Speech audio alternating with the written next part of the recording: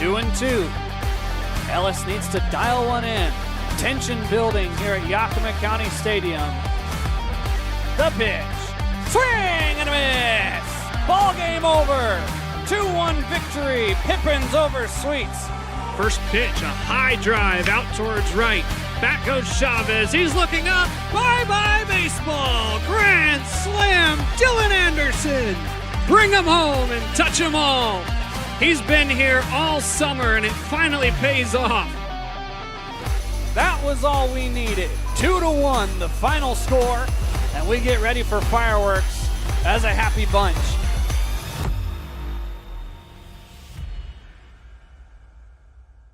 Welcome into Pippins Pregame, presented by the Washington's Lottery. I'm your voice of the Yakima Valley Pippins, Harmon Johnson, and it was a rough trip down to Longview to play the Cowlitz Black Bears. The Pippins were swept in 3 games, including a 15-6 loss last night. But the Pips Bats have continued their dominance since that Springfield sweep here at the Orchard less than a week ago. The Pippins got 14 hits last night and 10 hits the night before as they look to carry that over into this final series of the season against the Ridgefield Raptors. Monday, Tuesday, and Wednesday, a little unorthodox for a series to be played, but that's how we roll as we have 3 games left in the 2025 regular season. We'll stick around on Pippins Pregame. We've got a very special interview with a birthday boy coming up. We talk to Jack Varney next. You're watching Pippins Pregame, presented by the Washington's Lottery. Hey, your homework done? Yep.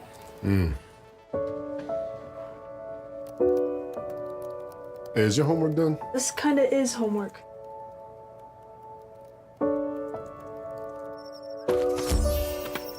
So, what do you think? I'm so proud of you. Can I play some more? Is all your work done? Washington's Lottery is a proud partner in the goal to promote college and career training. Each time you play, you're helping students statewide. Here on Pippins Pregame, presented by the Washington's Lottery, with a very special occasion for Mr. Jack Varney. How old are you turning today, sir? Turning 22 today. You've got a lot of baseball experience under your belt. You came into this team right around July 4th, but you've slowly worked your way up the lineup. What does this, now being at the end of the season, able to celebrate your birthday with your teammates, mean to you? I mean, it means the world. Last summer I was playing summer ball and I wasn't able to play on my birthday. I wasn't able to do much at all. So this is I'm really blessed and thankful to be here with the Pippins and be here with this group of guys and the coaching staff, and it's all been a great experience. Personally, you're surging a little bit, coming off of a couple of 3-hit games down there in Cowlitz. How do you finish this season strong? The goal is just go 1 for 1 every at bat. I treat every pitch and every at bat like its own game, and just try and win more pitches than I lose. But the goal is just to keep going strong and finish off on a high note before I go back to school. What's the takeaway from this summer? To really just be where your feet are and enjoy the moment, because as soon as you get down on yourself and start to think that baseball is really hard, you stop having fun and you start losing a lot of games. And when you're just kind of focused on enjoying the experience and remembering that baseball is a kid's game, you really get much more out of it for yourself and for your teammates. Well, Jack, happy birthday tonight. Thank you, Go have a heck of a game, and we'll talk to you afterward. Thank you. We have more Pippins Pregame coming up next. Banner Bank starting lineups. You're watching Pippins Pregame, presented by the Washington's Lottery. At Cascade Natural Gas, we help smart businesses cover their bases. Old, new, and in between. No matter the age of your building, they all benefit from energy-efficient choices. Cascade Natural Gas offers a long list of incentives for energy-efficient upgrades. Upgrades that save your business money every day. Become one of the many Cascade business owners benefiting from the quality, comfort, and savings of energy-efficient upgrades. Join Team Energy Efficiency and take advantage of rebates from Cascade Natural Gas. Welcome back to Pippins Pregame, presented by the Washington's Lottery. It's now time for the Banner Bank Yakima Valley Pippins starting lineup. Banner Bank is a longtime sponsor of the Yakima Valley Pippins, and recently Newsweek named them one of America's best regional banks. If you're looking for a regional bank that knows the Yakima Valley, go and see Banner Bank. Here is the starters, as announced by Pippins head coach Garrett DeGallier. Leading off and playing center field is number 25, Dylan Anderson. Playing second base and hitting in the second spot is number 4, Greg Luna. Batting third and playing left field is number 40, Zach Samioa. Batting cleanup and playing first base is number 46, the birthday boy, Jack Varney. Batting fifth is the catcher, number 15, Ethan Buckley. Batting sixth is the right fielder, number 30, Sam Moore. Batting seventh is the designated hitter, number 26, Garen Guler. Batting eighth is the third baseman, number 24, Ethan Hogan. And rounding out the Pippins order is the shortstop, number 21, Brody Gohagen. So again, for the Yakima Valley Pippins, it's Anderson, Luna, Samayoa, Varney, Buckley, and Moore, Guler, Hogan, and Go Hagen. The starting pitcher for the Pippins is Cale Hammer. We'll get you his numbers when the Raptors come up to bat in the top of the first inning. That is your Banner Bank Yakima Valley Pippins starting lineup, and you've been watching Pippins Pregame presented by the Washington's Lottery. First pitch is next. Stick with us.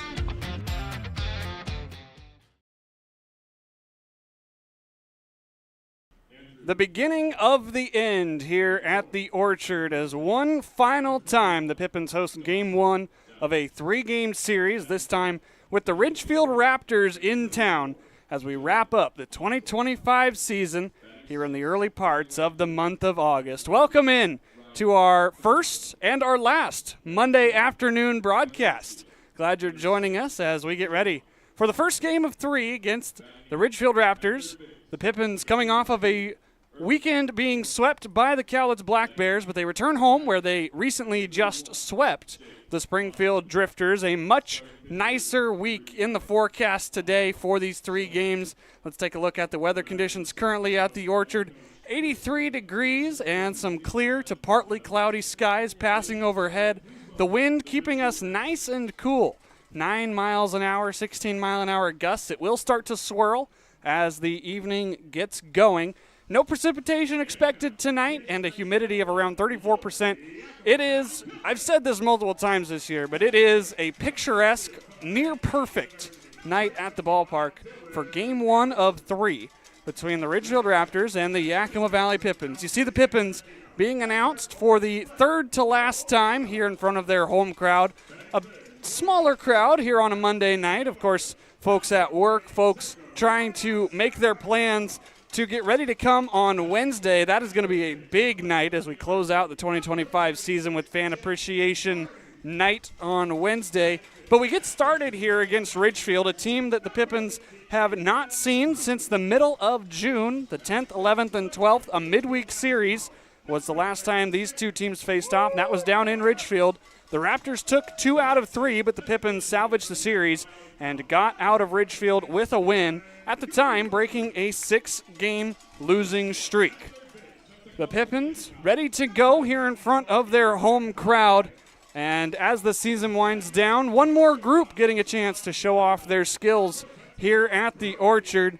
The Yakima Valley Pippins are excited to welcome the Melody Lane Singers to the Orchard as they prepare to sing our nation's favorite song, the Star-Spangled Banner. We're going to keep it right here for the playing of the national anthem, and then we'll have first pitch action next. Get ready. Game 1 of 3 between the Pippins and the Raptors here on the Pippins video stream. National anthem, and then we go. Ladies and gentlemen, at this time we ask you to rise and please remove your caps as the Melody Lane Singers present our national anthem.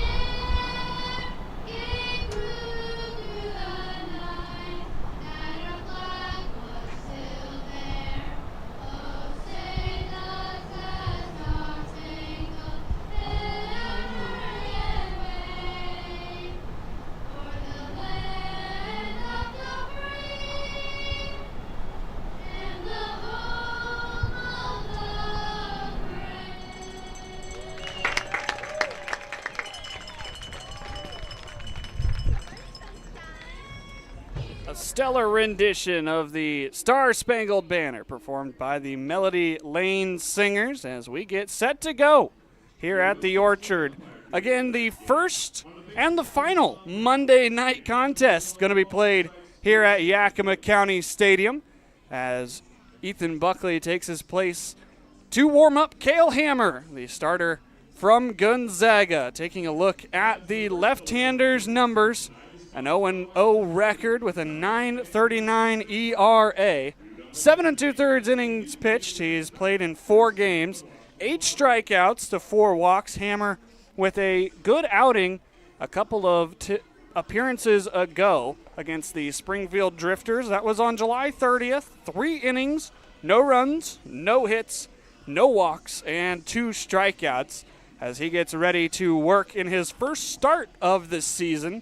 This is a Pippins team that has been taxed on the pitching side as we head down the stretch, and so a few reinforcements showing up today, but it's going to be kind of a revolving door this entire weekend as far as who is pitching and who is getting ready on the bump. The Ridgefield Raptors will send up Taylor Takata and then Cooper Witten and Andrew Estrella. They are managed by Chris Cota. And this is a team that is not usually in this situation. They are eliminated from playoff contention. Not a very old team in the grand scheme of the West Coast League. Typically playing for something at this time of year. These games technically meaningless in the sense of the playoffs, but the Pippins trying to get to 16 wins with a sweep and end with their best possible record this season. It's certainly been an up and down year for Yakima Valley, but they have a chance to finish strong against these Ridgefield Raptors. The fans here say play ball as we get ready for the first pitch. Taylor Takata leads it off for Ridgefield. Currently coming in, picking up 3 hits against Walla Walla during that sweep the Raptors had over the Sweets. Cale Hammer ready to fire in the first offering from the full windup. It's high and away, and we start right on time, 6:35 p.m. here at Yakima County Stadium. Glad you're watching along with us. 84-degree day. The 1-0 lifted. This one will send itself foul over towards the seats, and it's 1-1. We have to apologize for the one-camera stream. We thought we had the part, but of course the wonderful U.S. mail system did not get it to us in time. Hopefully we'll have what we need to get the center field camera up and running by tomorrow with 2 games left in this regular season. The 1-1 from Hammer upstairs. Cale will feature a fastball at around 85 or 86. He also has a changeup and a breaking ball. The man most recently from Gonzaga sends home the 2-1. It's upstairs. And the count moves to 3-1 for Takata. Taylor batting .276 on the season. One of the few players for Ridgefield that has stuck it out this entire season. 45 games now for the second baseman. The 3-1 pitch rides high and tight. And so a leadoff walk is how this game begins. The Raptors with a base runner without the benefit of a hit. Let's take a look at the defense for the Yakima Valley Pippins. You see in the outfield, Zek Samayoa will be monitoring the corner. Dylan Anderson back in center. Sam Moore is over in right. Ethan Hogan at third. Brody Gohagen at short. Greg Luna at second. Jack Varney, the birthday boy, over there at first. Ethan Buckley doing the catching for the Yakima Valley Pippins. Cooper Witten digging in. Center fielder playing in only his 10th game. One of the kind of revolving door of players that we've seen around the league. As the first pitch high and away at 87. Hammer so far only 1 strike on the night. You see a lot of teams at this point in the season that are not in playoff contention trying to just find some pieces to help finish the season relatively cleanly. Some people short on pitching, some short on bats. The 1-0 fired at the top of the zone, and it's 1-1. The umpiring crew tonight, Shane Kelly is behind the plate. Sean Brown is the field umpire. 1-1. Lifted out towards right. Sam Moore chasing to the foul pole. He will make the catch. There's the first out of the ball game. Cale Hammer finding that first out on a fly out to right. And so now Andrew Estrella, the shortstop, another key piece for the Ridgefield Raptors, joined the team just shortly before that Yakima Valley series. Did not play in that first meeting down in Ridgefield. His first game on the season came on June 13th against the Bend Elks, the series afterward. Cale Hammer was being hyped up by his head coach Garrett DeGallier in the clubhouse before the game, saying, I just need length out of you. First pitch out of play. No balls and a strike. And that's what the Pippins have been looking for out of these spot starters, is if they can get 3 to 5, maybe 6 innings if they're lucky, then it really helps what is a shorthanded Pippins bullpen. Now here at home, the Pips do have an extra couple of arms. 0-1, foul back. It's 0-2. A few players that have not been on the travel roster but have played a key piece in the home games for Yakima Valley, that being Austin Murphy, guys like Andrew Fox, who just joined the team. Certainly helping out here at home. Pippins have really suffered from short bullpens when they're on the road. The 0-2 pitch downstairs. 1 ball, 2 strikes.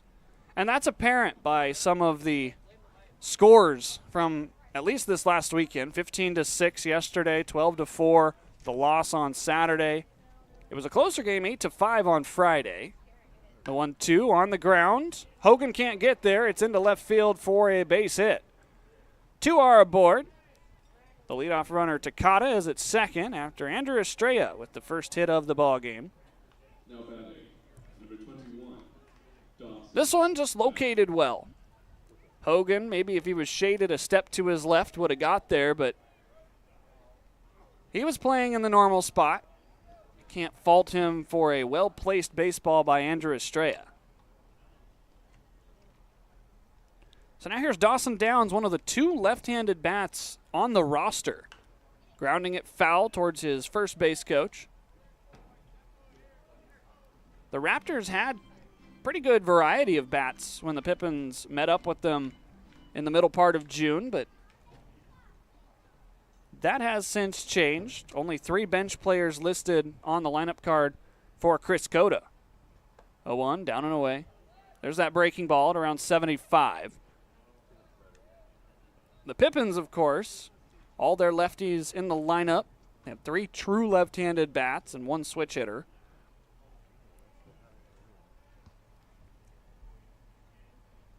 The 1-1 blew it by him, a wave and a miss. That's now the count 1-2.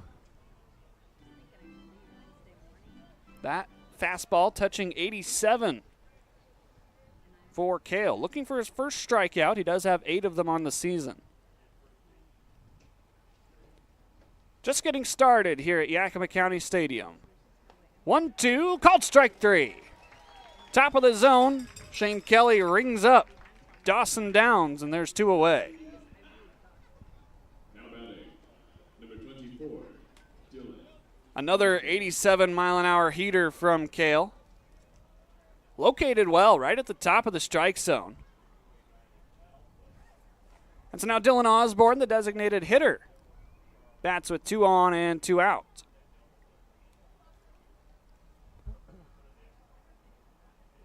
First pitch, fouling it back. Osborne follows up Dawson Downs as back-to-back 2-way players in the lineup today. Downs and Osborne both listed as pitchers on the roster for Ridgefield, but they both have seen some lengthy time at the plate with some of the shorthandedness that the Raptors have been facing, with 21 hits through 21 games. Goes to school at USC, where he will be a junior.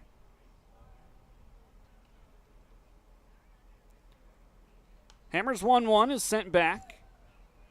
Now he's a strike away from getting out of the inning. That was something the Pippins just couldn't seem to do yesterday and the day before. They allowed 12 hitters to come to the plate in the second inning of Saturday's game and in the fourth inning of Sunday's game. Just were unable to find the put-away pitch. They also walked quite a few.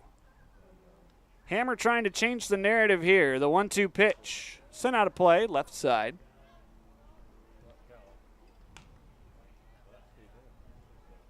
Osborne with that Trojans team that's going to be looking to make a push back into the playoffs. Made a deep run in the Big Ten tournament. Another 1-2 on the way from Hammer. Fastball outside. Cale thought he had it, but high and away.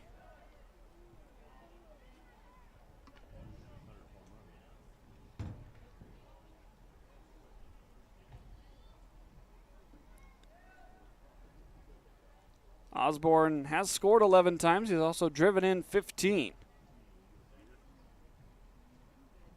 Hammer brings the 2-2, fouling off the front foot. Longer at bat here. Cale trying to pitch a scoreless first frame, but the Raptors making him work. It's not the nicest thing to do coming into the Orchard, but it's exactly what Ridgefield wants to do, knowing that the Pippins don't have the bullpen depth that they would like. Ridgefield's no different, though. On the lineup card, I counted 4 pitchers besides their starter, Austin Sheldon. 2-2 again. Breaking ball, tapped out to second. Luna going to take it to the bag himself, and the side is retired. Ridgefield fails to... Holy Jupiter's jackpot! It's the final month of the summer games at Legends Casino Hotel. Your last chance to shoot for the stars and claim a 2025 Jeep Wrangler on Thursday, August 28th. Use your Legends Rewards card to earn entries all month long for your chance to win up to $6,000 in cash every Thursday. And a brand new Jeep Wrangler during Legends Jupiter's jackpots. Okay, we know Jupiter is the 5th planet from the sun, but did you know the Romans worshipped a god named Jupiter? Just saying. Hey, your homework done? Yep.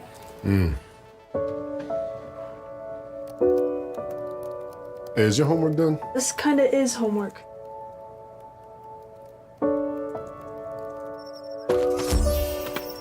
So, what do you think? I'm so proud of you. Can I play some more?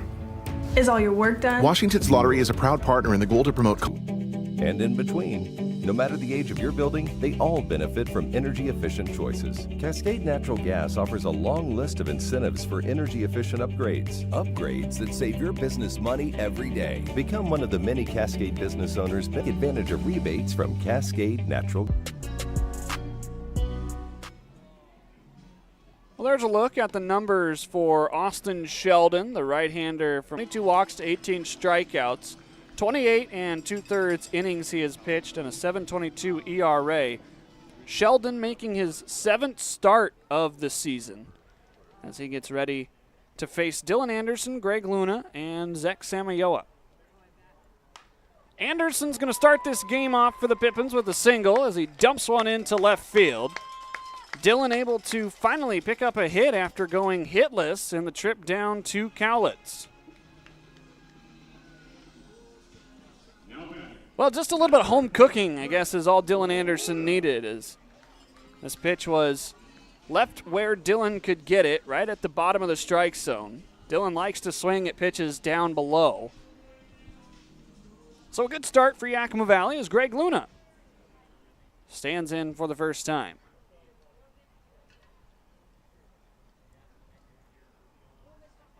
Sheldon skips one in. Good block by the catcher Lockwood as we take a look at the Ridgefield Raptors defense behind Austin Sheldon. Pair of brothers in the corner outfield, Tovan and Ryan Camacho.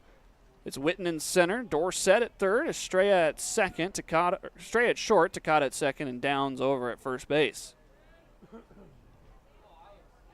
A throw goes to first, and it gets by the first baseman Downs. Heading to second will be Dylan Anderson. First error of the ball game is in time. Dylan Anderson on to third, and the Pippins an early threat with only one out. That was almost a picture-perfect bunt. Greg got some weird spin on the baseball as it deposited itself right in front of the apron. And so Samayoa bats with Dylan Anderson at third. The left fielder been slowly upping his batting average. Takes the first pitch down and in. 286 for Zek. Had been sitting around 200 for the first week or so that he was here. After a 3-hit game yesterday, that average has risen. 1-0, mile high on the infield. This won't score the run. Downs giving way to Takata. He'll make the catch, and there's 2 away. Zek went fishing and was unable to get that one to the outfield. So now 2 away, and a chance for the birthday boy to gift himself a little bit of a present. You see Samayoa just drop the bat, unable to drive that baseball. Varney watching the first pitch strike to fall behind in the count. Batting 3 against the Cowlitz Black Bears. Swinging and missing there. So now it's 0-2.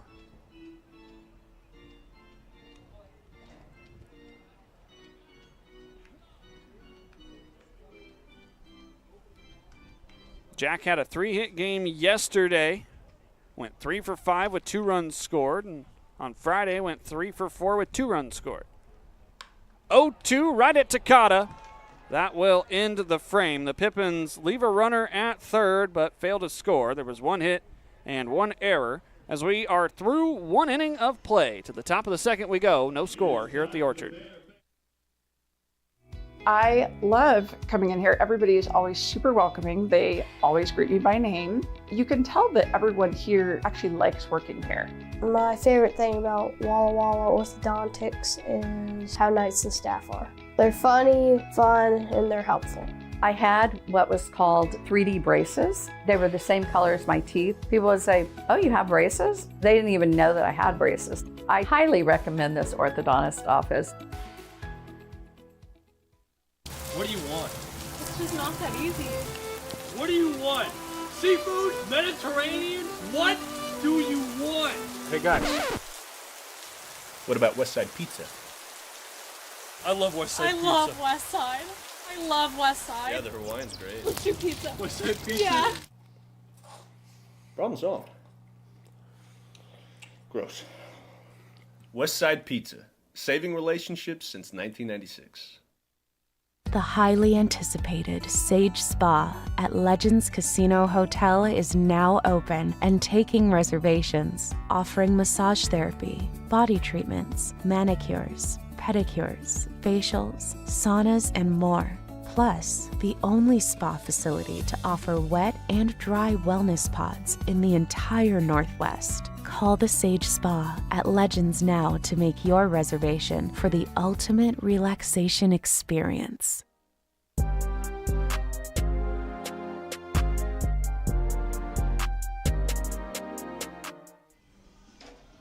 Top of the second inning here at the Orchard, Yakima County Stadium, as we wind down the 2025 summer season.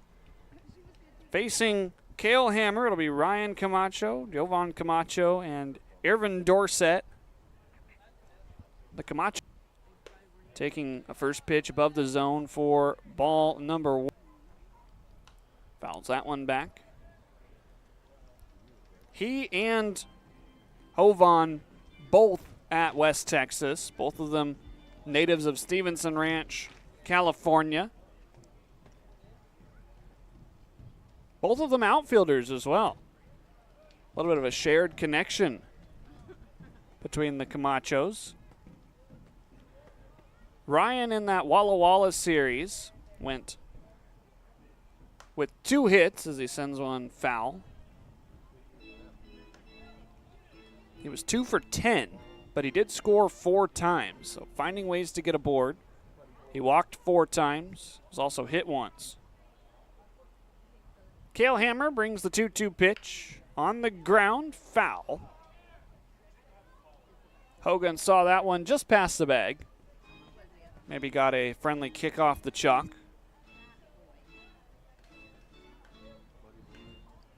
Left. 2-2 off the end of the bat. A lot of longer counts Cale Hammer has faced. Already 17 strikes and 11 balls he's thrown. 2-2 upstairs.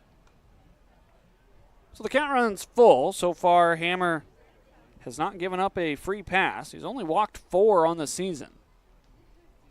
Payoff pitch. Again, spoiled foul. Well, this next pitch will be pitch number 9 in the at-bat. You don't like these longer counts if you're Garrett DeGallier. You want Hammer to be able to cruise through as many innings as he can. Slowly out towards third.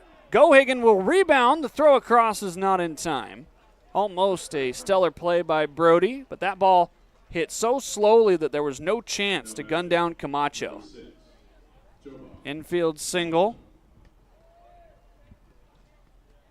Look at this, a 67 mile an hour exit velocity. Hogan almost got there. Gohagen with the ricochet.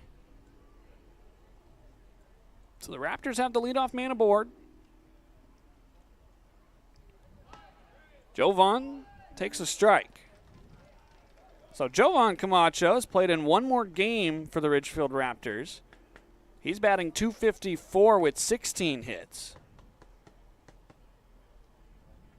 Ryan ahead of him just picked up hit number 8 as he lays down a bunt. It's foul, and now it's 0-2.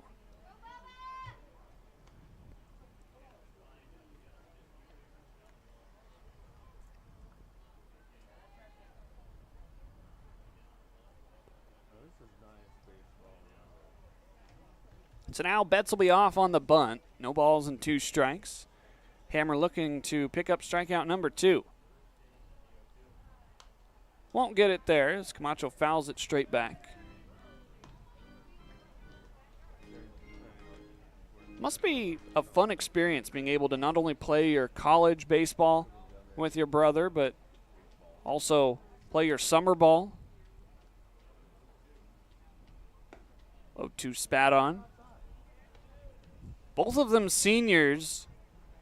I haven't been able to meet them personally, and I did not ask their Raptors broadcaster Patrick McCall, but if I had to guess, they might be twins of some sort. 1-2, back over to first. I won't say they are because I don't want to be wrong.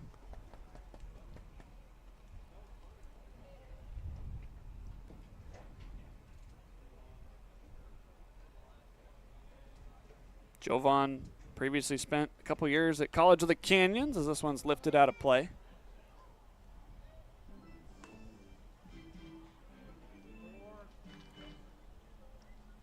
Two seasons at College of the Canyons under Chris Cota, which makes sense why he's here with Ridgefield. Cota, the head coach of the Raptors. Another 1-2, that's down and away. And yet again, another long at-bat being put together. Next pitch will be number 7.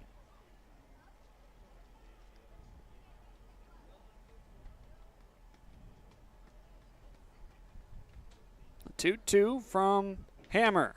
Up and in. Count runs full. Jovan being honored as a member of the Gold Glove team in the All-Western State Conference at College of the Canyons. Payoff pitch. Out to first. Varney will field it in fair territory and step on the bag. There's one away. Ryan Camacho moves up to second. That ball was almost foul. You can take a look at this one. Some of the Raptors were a little confused why that wasn't a foul ball, but look at where Varney fields this. It bounced right in fair territory. And then Varney was the first thing that the baseball touched. So Hammer wins the longer at bat. It is a productive out, though, as Ryan Camacho moves up to second.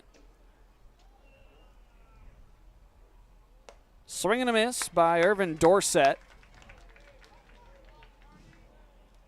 The sophomore from Mount Hood Community College. Comes into this game batting only .214, but limited action. This is game number 11 for him.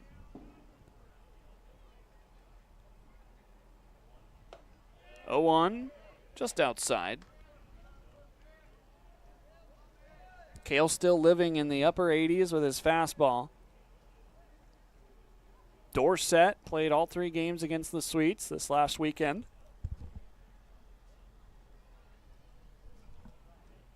1-1, lifted out to center field. Dylan Anderson, sure-handed, will make the grab.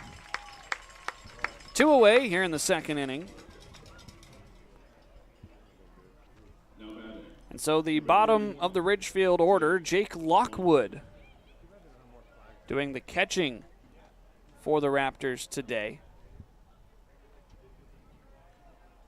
Playing in his 8th game. He's seen quite a bit of action since debuting on July 10th.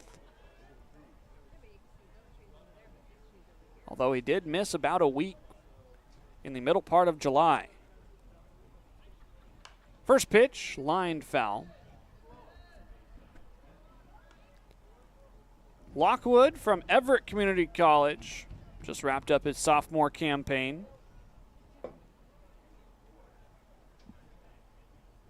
Seattle, Washington native. Maybe he has some family here. A little bit closer than Ridgefield is. 0-1. There's a good breaking ball as it drops in for strike number 2.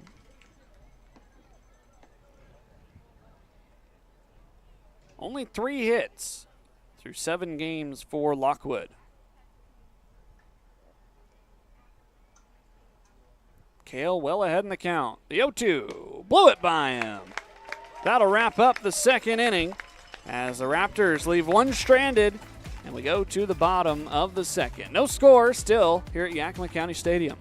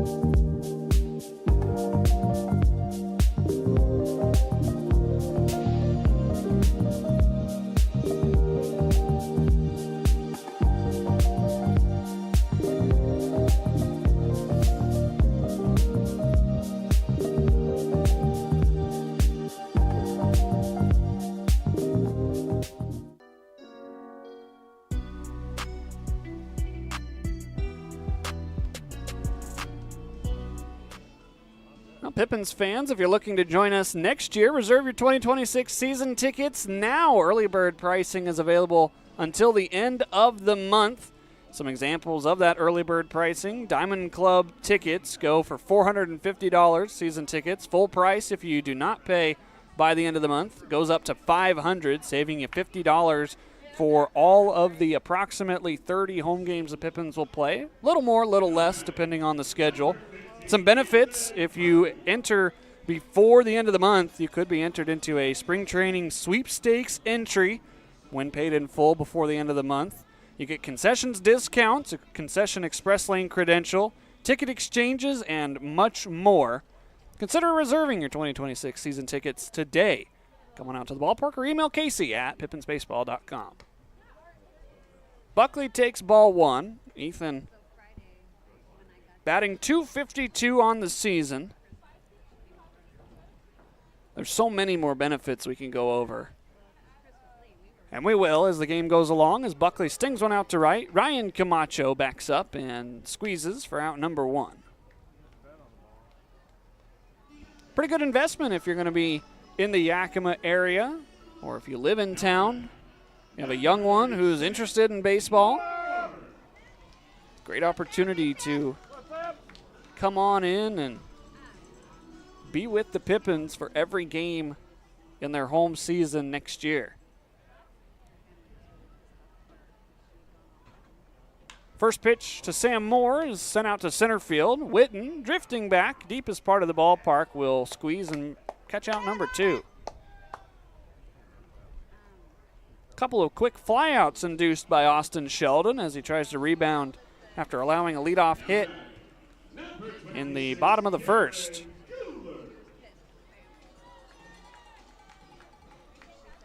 So now here's Garen Guler. 5 hits only on the season, but 3 of them are doubles. Garen's been getting hot. 2 doubles in the trip down to Cowlitz over the weekend.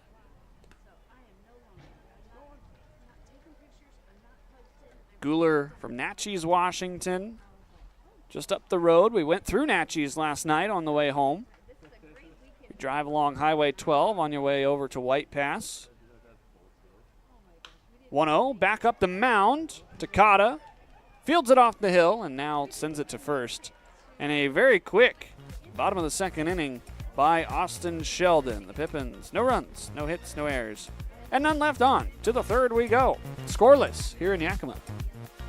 Award-winning singer-songwriter Scotty McCreery, live in concert. Drinking cab and a solo in the cab. Friday, August 15th, 8 p.m., Legends Casino Hotel. One of country's hottest stars, Scotty McCreery. On sale at Legends Gift Shop and Ticketmaster.com. New album, Rise and Fall. Available now. Scotty McCreery Live. This summer heats up on Friday, August 8th at Legends Casino Hotel as Roy Jones Jr. presents a pro boxing and entertainment event like no other. Yakima's own Andrew Murphy looks to remain undefeated, while female boxer Maricela Cornejo from Prosser join rising international stars from Germany and Mexico. Plus, there is a heavyweight from China you have to see to believe. Tickets start at just $40 and can be purchased at Ticketmaster.com or the Legends Gift Shop. It's a midsummer night's dream of hot boxing and sizzling entertainment. Friday, August 8th at Legends Casino Hotel. Get your tickets now.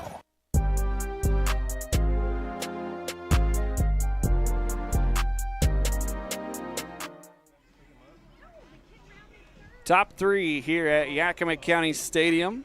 It is the top of the order due up for the Ridgefield Raptors. Cale Hammer has faced 9 through 2 innings, but has not allowed a run to this point.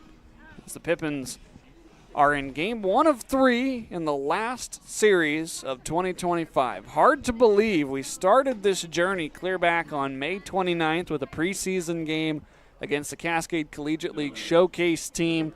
And through many ups and many more downs this season, it's finally coming to a close. We've got 2 more games left in the books as we have Lucky $2 Tuesday tomorrow, and then the big one, Fan Appreciation Night on Wednesday. First 1,000 people will get a Scott T bobblehead, and of course, fireworks to follow that contest. Taylor Takata walked back in the first inning.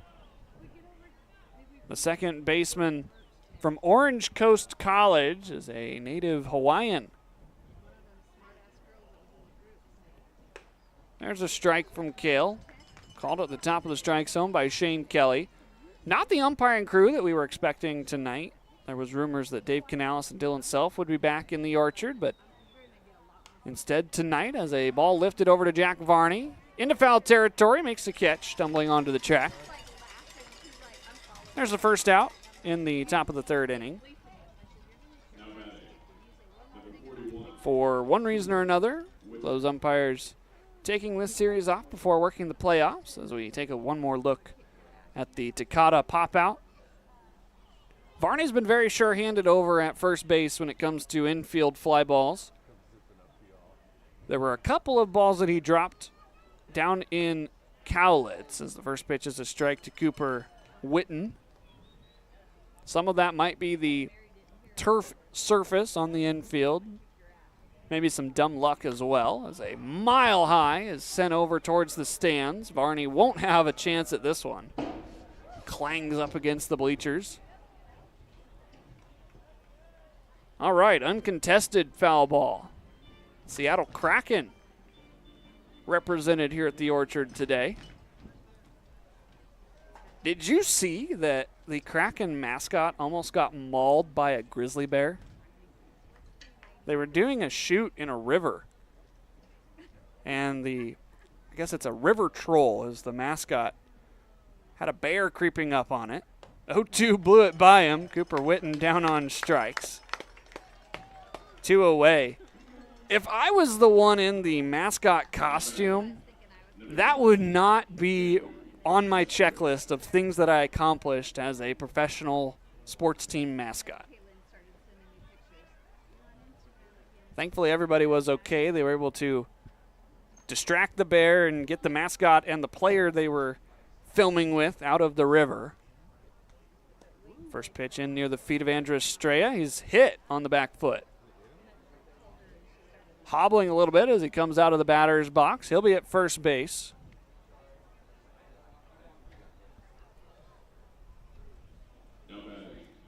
So the inning will continue for Dawson Downs. That is, again, not what I would have on my bucket list as a professional mascot. Nearly being attacked by a grizzly bear.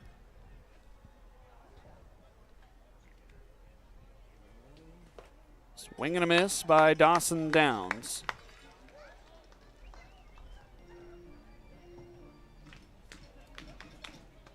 There's our mascot, Scott T. No chance that he will be attacked by any bears today. This pitch, out of play on the left side. The Ridgefield mascot is Rally the Raptor. He did not make the trip, unfortunately. He's a bird, one of the many birds that inhabits the Ridgefield Bird Sanctuary. I think Scott T would win in a fight against that bird, though. 0-2 wave and a miss. The tag applied, and the inning is over. Cale Hammer works around a 2-out hit by pitch, and he's through 3 scoreless as we head to the bottom of the third. Holy Jupiter's jackpot! It's the final month of the summer games at Legends Casino Hotel. Your last chance to shoot for the stars and claim a 2025 Jeep Wrangler on Thursday, August 28th. Use your Legends Rewards card to earn entries all month long for your chance to win up to $6,000 in cash every Thursday. And a brand new Jeep Wrangler during Legends Jupiter's jackpots. Okay, we know Jupiter is the 5th planet from the sun, but did you know the Romans worshipped a god named Jupiter? Just saying. Hey, your homework done? Yep. Hey, is your homework done? This kinda is homework.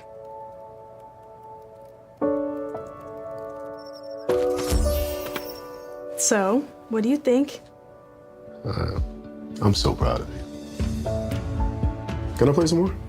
Is all your work done? Washington's Lottery is a proud partner in the goal to promote college and career training. Each time you play, you're helping students statewide. At Cascade Natural Gas, we help smart businesses cover their bases. Old, new, and in between. No matter the age of your building, they all benefit from energy-efficient choices. Cascade Natural Gas offers a long list of incentives for energy-efficient upgrades. Upgrades that save your business money every day. Become one of the many Cascade business owners benefiting from the quality, comfort, and savings of energy-efficient upgrades. Join Team Energy Efficiency and take advantage of rebates from Cascade Natural Gas.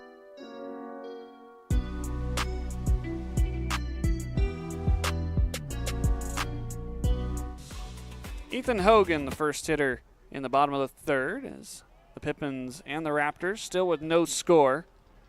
It's Hogan, Gohagen, and then back to the top with Dylan Anderson. So far, Dylan the only Pippin to pick up a hit today. That's a foul ball. Evens the count up 1-1. Hogan from Tacoma Community College, playing in its 29th game. Doesn't feel like Ethan's been here all that long, but you go back to when he debuted with the Pippins as he sends one. Fair ball inside the third base line. This is all the way to the Pips bullpen. Dies on the warning track. Ethan Hogan with a leadoff double. The man from Snohomish with a 2-bagger to lead off the third.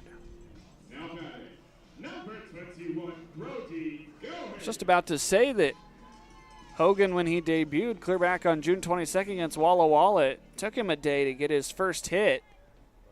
That is only the third double for Ethan this summer. Comes at a good time, though. The Pippins trying to take the lead. So now here's the Shoreline Community College product, Brody Gohagen.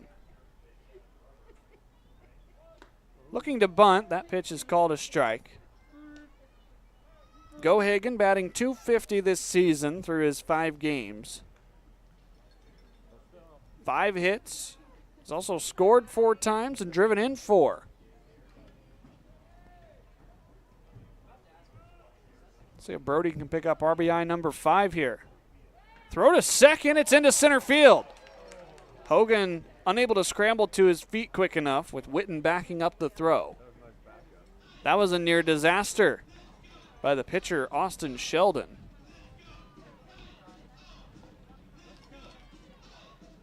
Second baseman Takata wasn't quite at the bag.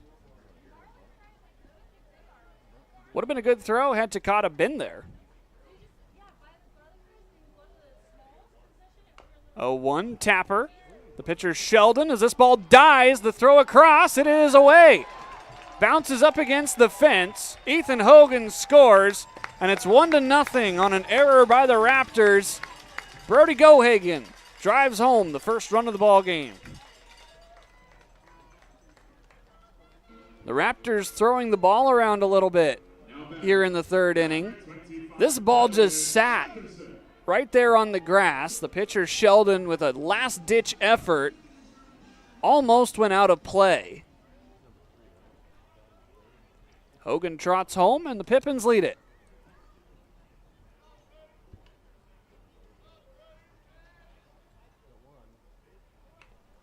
This is a bunt laid down by Dylan Anderson. Sheldon has to field another one. He does get it across in time. Nobody was covering third for a moment. Gohagen will stay put. Dylan with a productive out. And now another runner in scoring position with only 1 down.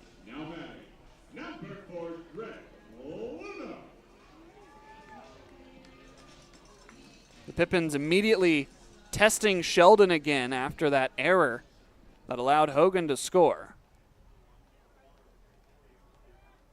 So now Greg Luna with Gohagen out at second base.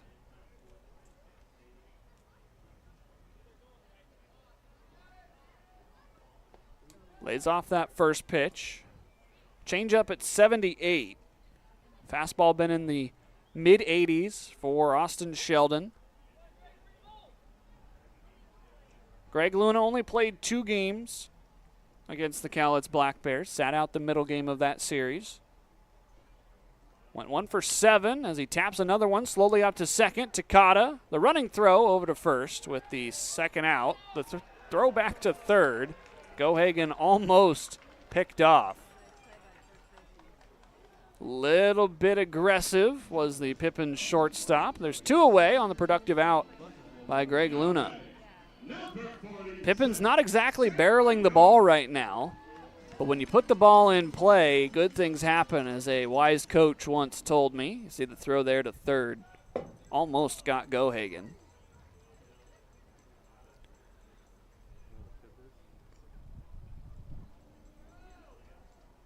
First pitch, Samioa swinging. The third baseman, Dorsett, over to first. That will retire the side. But not before the Pippins strike for 1 run on 1 hit, 1 error, and they leave 1 runner on. Yakima Valley leads it after 3, 1-0 to the middle innings. I love coming in here. Everybody is always super welcoming. They always greet me by name. You can tell that everyone here actually likes working here. My favorite thing about Walla Walla orthodontics is how nice the staff are. They're funny, fun, and they're helpful. I had what was called 3D braces. They were the same color as my teeth. People would say, "Oh, you have braces?" They didn't even know that I had braces. I highly recommend this orthodontist office. What do you want? It's just not that easy. What do you want? Seafood? Mediterranean? What do you want? Hey guys, what about West Side Pizza?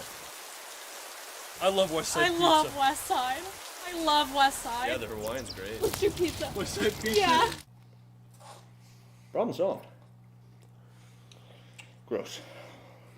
West Side Pizza, saving relationships since 1996. The highly anticipated Sage Spa at Legends Casino Hotel is now open and taking reservations, offering massage therapy, body treatments, manicures, pedicures, facials, saunas, and more. Plus, the only spa facility to offer wet and dry wellness pods in the entire Northwest. Call the Sage Spa at Legends now to make your reservation for the ultimate relaxation experience.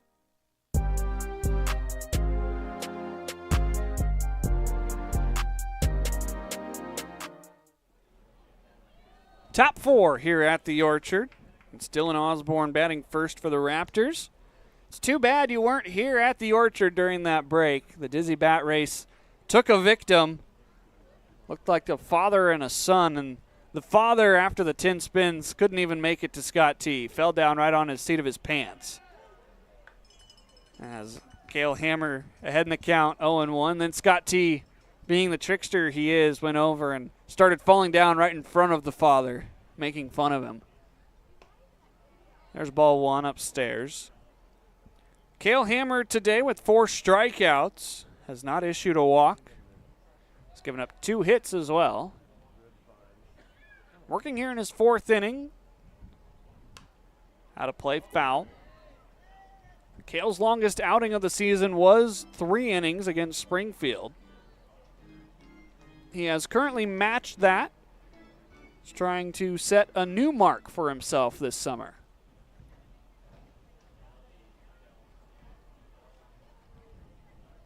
One, two, tapped, foul. There's been a lot of weak contact in this game to start. I don't think anybody's complaining, though. It's kind of fun to see the defense have to work. So far, Ridgefield's has not been as good as I think Chris Cota would like. 2 errors, both of them on the pitcher. 1-2, fouled at the feet. We'll do it again. Cale getting ready for his junior season.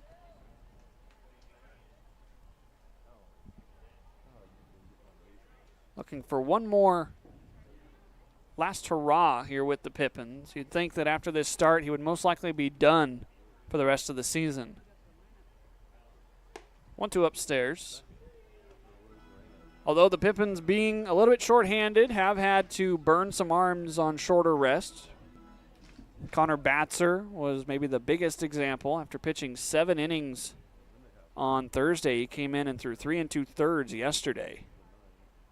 2-2, a weak wave and a miss. Back-to-back strikeouts dating back to the 3rd inning for Cale Hammer. He's got 5. The breaking ball has been looking good to start this outing for Cale. So now Ryan Camacho picked up a hit to start the 2nd inning.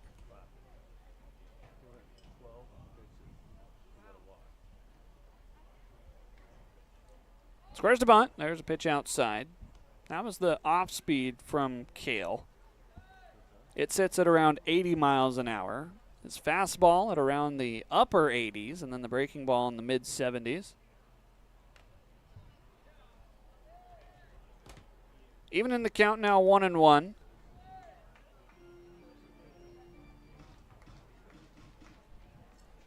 Decent crowd has filled in to the Orchard tonight. It was a little bit thin at the start of the game. Downstairs, 2-1. We'd show you the crowd, but we don't have a second camera. Center field camera, the equipment is on the way. We'll be here tomorrow. 2-1, foul back.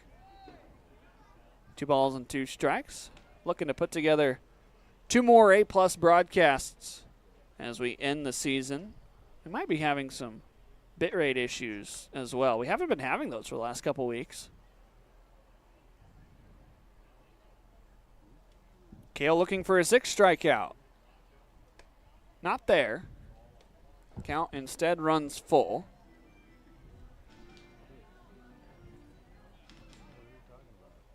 Moore over towards the track, puts it away.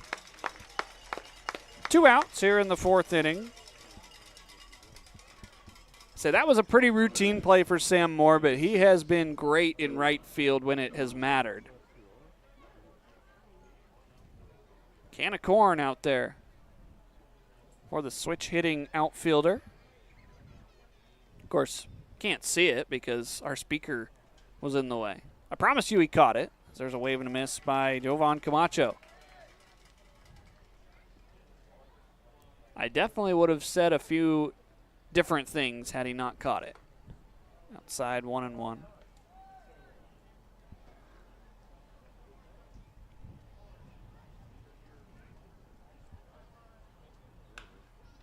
Over towards Hogan, dies on the grass. The throw by the third baseman, and that will retire the side. A 1-2-3 frame worked by Cale Hammer.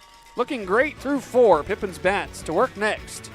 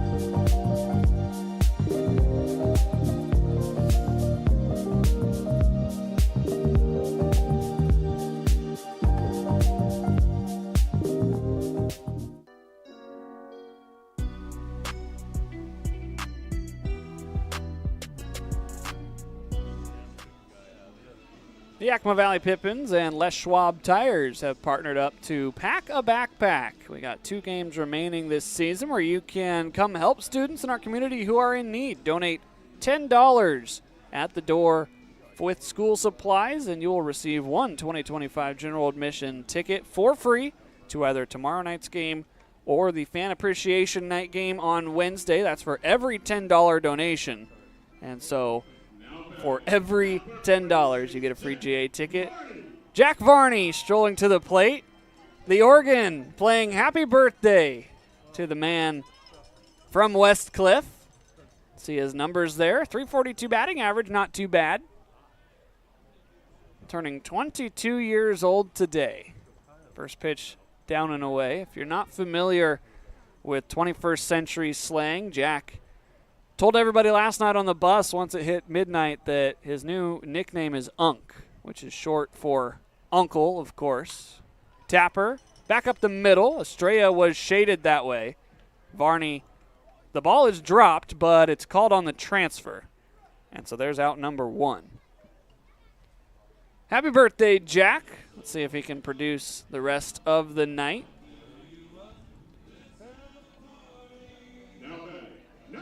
Here comes Ethan Buckley.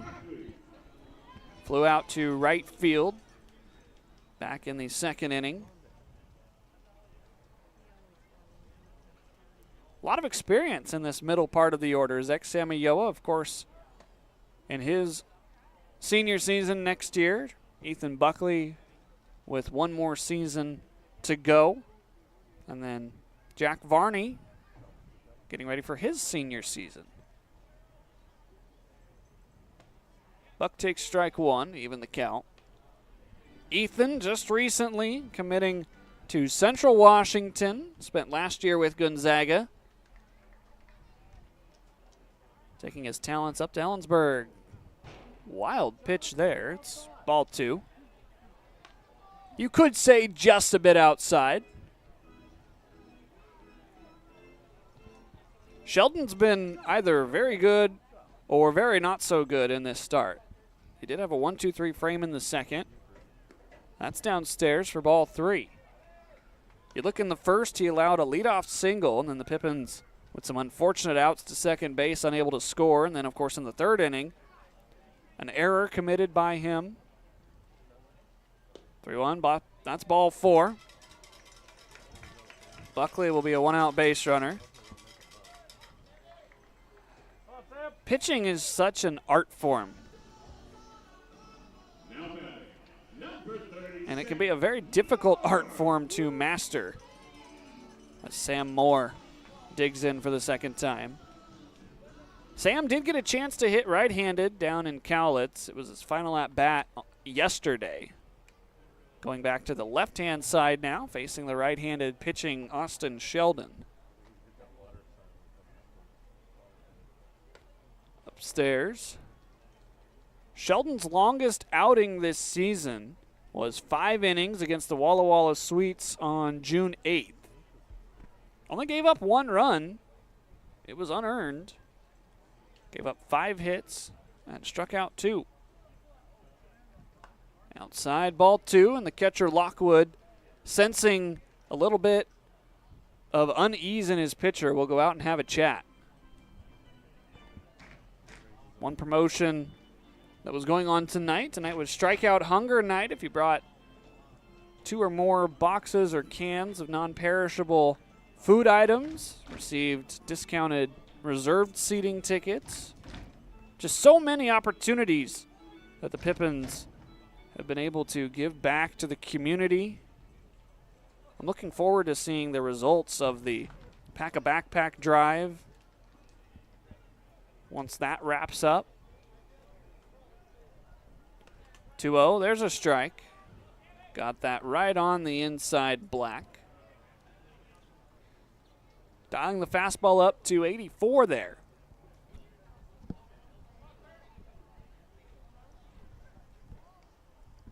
Short lead at first for Ethan Buckley. Sam swinging there as Buckley was running. And Buck will have to move back to first.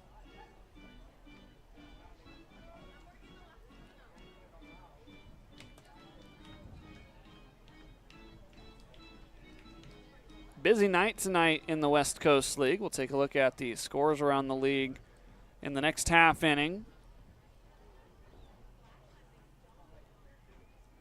Here at Yakima County Stadium, a 2-2 count to Sam Moore. Drilled up towards the middle. It's caught by Estrella. The throw to first is not in time. Buckley almost doubled off. But instead, there's just 2 outs. Again, Estrella playing up the middle. With the lefties coming up to the plate, the shortstop has been almost directly behind the second base bag. Whatever works, he's gotten 2 outs out of it. It's now the right-handed hitting Garen Guler, looking for his first hit today. Foul ball, back to the screen. Guler grounded out back in the second inning.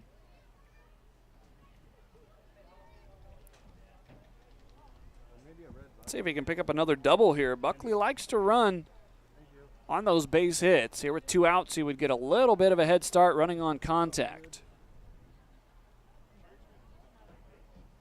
Downstairs, evens the count up. That fastball touched 87 for Sheldon. So maybe the early parts of this game were just a little bit of getting settled in.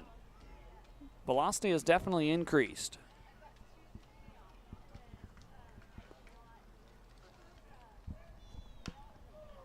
That one's out of play. The count now 1-2.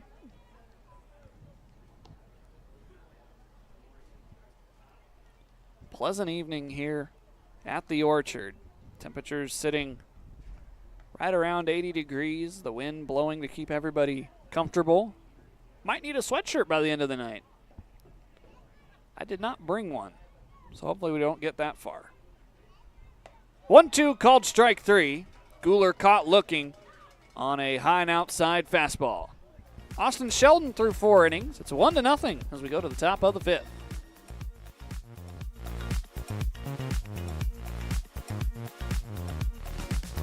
Award-winning singer-songwriter Scotty McCreery, live in concert. Drinking cab and a solo in the cab. Friday, August 15th, 8 p.m., Legends Casino Hotel. One of country's hottest stars, Scotty McCreery. On sale at Legends Gift Shop and Ticketmaster.com. New album, Rise and Fall. Available now. Scotty McCreery Live. This summer heats up on Friday, August 8th at Legends Casino Hotel as Roy Jones Jr. presents a pro boxing and entertainment event like no other. Yakima's own Andrew Murphy looks to remain undefeated, while female boxer Maricela Cornejo from Prosser join rising international stars from Germany and Mexico. Plus, there is a heavyweight from China you have to see to believe. Tickets start at just $40 and can be purchased at Ticketmaster.com or the Legends Gift Shop. It's a midsummer night's dream of hot boxing and...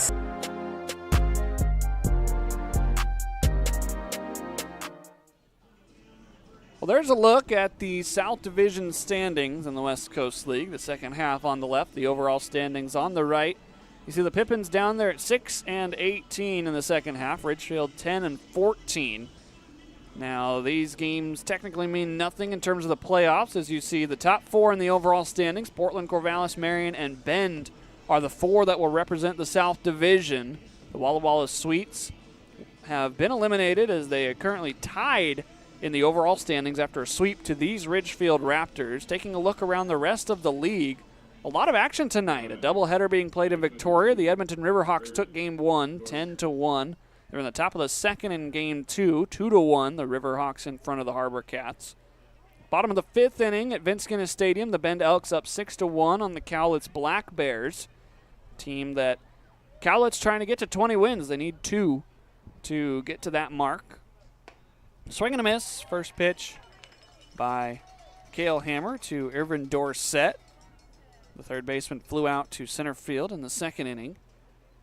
Top of the fourth inning in Walla Walla, Springfield leads it 2-0.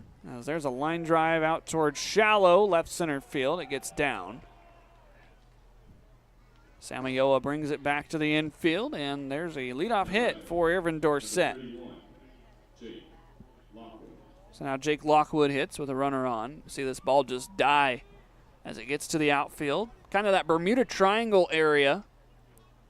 Shortstop Gohagen couldn't get there. Neither could Samayoa or Dylan Anderson. Bottom of the third inning in Corvallis. The Knights leading 2-0 over the Portland Pickles as a bunt is fouled back to the screen. That series in Corvallis actually will determine who wins the second half in the West Coast League South. Both teams tied for first place. Portland 21-5, Corvallis 20-4. Portland, of course, won the first half. Throw to first, not in time. So something to play for down there at Goss Stadium. Top the fifth inning in the Kamloops. The North Paws lead at 2-0 over the Port Angeles Lefties. Another throw over by Hammer. This one gets past Varney, lost it in the sun. The throw to second is unable to be blocked by Gohagen, but Samayoa will back it up. So give it one error as Dorsett advances on a poor throw by Hammer. You're going to see Cale right into that area where Varney can't really see. Bottom of the third inning in Kelowna, the Wenatchee Apple Sox up 7-0 on the Kelowna Falcons. Bunt, drop down. This will trickle foul. Ethan Buckley will pick it up before it rolls back onto the chalk. So it's 0-2 to Lockwood. Top of the fourth in Bellingham, Nanaimo leads at 1-0 as we take a look at that bunt. Turf, you might have had a little bit of a friendly bounce, but with the natural slopage of the running lines here at the Orchard, not as likely to let that one roll fair.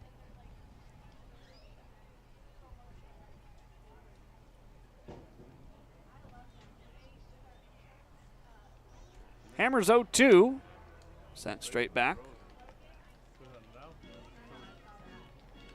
Cale tonight with 5 strikeouts over his 4 innings he's worked so far. His high in strikeouts is 3, so he's already set a new mark there. He's also set a new mark in innings pitched. He's through 4. Previous high was 3.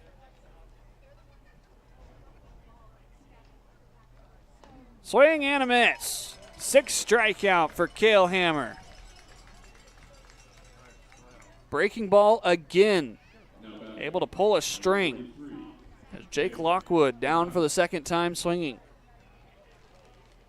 Just a good left-handed breaking ball. One of the classics in terms of pitch repertoire. Back to the top of the order for the third time for Ridgefield, Taylor Takata batting with that runner at second, Dorsett.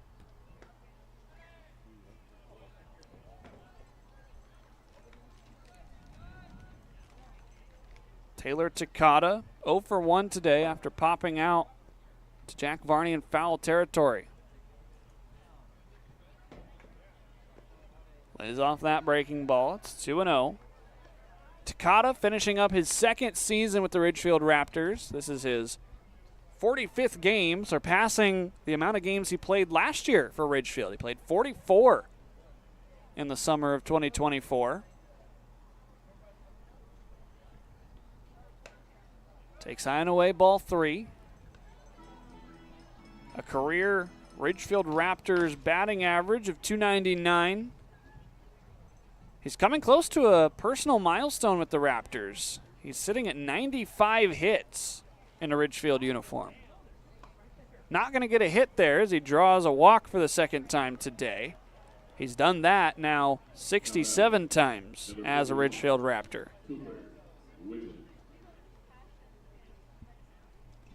Ethan Buckley going to go have a chat with Cale Hammer. The entire infield will now join in. Pippins down a coach tonight. Eddie Kribbe is not with the team. A personal matter he is dealing with. Garrett DeGallier and Anthony Alvarado both in the dugout, along with Mark Grange, the bench coach, and the team chaplain, as you won't want to miss what's coming up on Wednesday night. Fan Appreciation Night, the final home game of the regular season, and we've got a special, very special giveaway. Look at that. Scott T. Pippen bobblehead. Super Scott T this season. That's a face that wants to join you in your living room or on your nightstand. You won't want to miss that one-of-a-kind collectible. The first 1,000 fans through the gates on Wednesday. 7:05 p.m. first pitch. Gates open at 6:05 p.m. Goodbye tickets at the door, but I would recommend getting them online just in case that Scott T. bobblehead is enough to convince this place to sell out. Yakima County Stadium holds around 2,800. Outside, ball 2. Hammer a little bit wild in this inning. The largest attendance of the season came clear back during the home opener for the Pippins. Talking about this with some of the coaches right at the start of the game. First the 2-0. That's outside, ball 3. The Pippins got to see a nice attendance of 1,835 on opening night. It was a vibrant atmosphere. 3-0 from Cale. There's a strike. Able to get the call from Shane Kelly. Not the most people the Pippins have seen in a game this year, although I don't know exactly how reliable the Portland Pickles attendance numbers were during that 3-game series. 3-1, drilled out towards right. Moore racing back, still going. He drops the baseball. 2 runners trying to advance to third. Now there's going to be trouble. The throw spiked on the way home. The tag is late, and it's a tie ball game. The Raptors able to avoid trouble on the base paths with a double by their 2-hole hitter, Cooper Witten. The throw from Luna was spiked just a little bit as you see Sam racing back trying to catch this one. Goes right past his glove. The throw came in. You see Witten not even to second base yet, and there was a backup over at third. Sliding home safely was Irvin Dorsett, as that will be the end of the line for Cale Hammer. Has a good start, able to go a season high in innings pitched. He will exit in a tie ball game with 2 runners aboard. New pitcher next. This is Pippins Baseball. Holy Jupiter's jackpot! It's the final month of the summer games at Legends Casino Hotel. Your last chance to shoot for the stars and claim a 2025 Jeep Wrangler on Thursday, August 28th. Use your Legends Rewards card to earn entries all month long for your chance to win up to $6,000 in cash every Thursday. And a brand new Jeep Wrangler during Legends Jupiter's jackpots. Okay, we know Jupiter is the fifth planet from the sun, but did you know the Romans worshipped a god named Jupiter? Just saying. Hey, your homework done? Yep.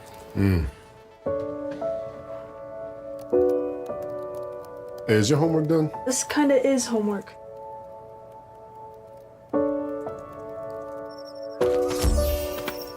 So, what do you think? I'm so proud of you. Can I play some more? Is all your work done? Washington's Lottery is a proud partner in the goal to promote college and career training. Each time you play, you're helping students statewide. At Cascade Natural Gas, we help smart businesses cover their bases.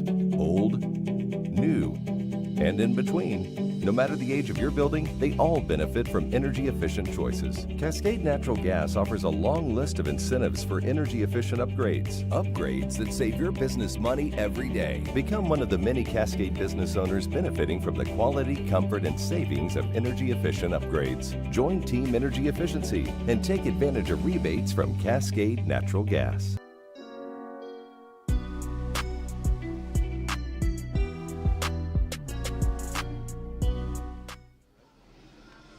New pitcher into the game for the Yakima Valley Pippins. It is the newest face to join the Pippins this summer. That is Dylan Wallbloom from Ballard High School in Seattle, Washington. Wallbloom committed to play next season at San Diego Mesa College for his first season of college baseball. Looking at his stats from Ballard High School, as a pitcher, had a .267 ERA through 3 seasons at the varsity level, an 11-5 record through 32 games. Struck out 129, only walked 48. Wallbloom coming in, trying to strand a pair of inherited runners as the 2 runners on belong to Cale Hammer. Taller righty for the Pippins, 6'3", 200. First pitch fouled back by Andrew Estrella. So Cooper Witten ends up with a double there. After Evan Dorsett scores and Taylor Takata makes his way to third.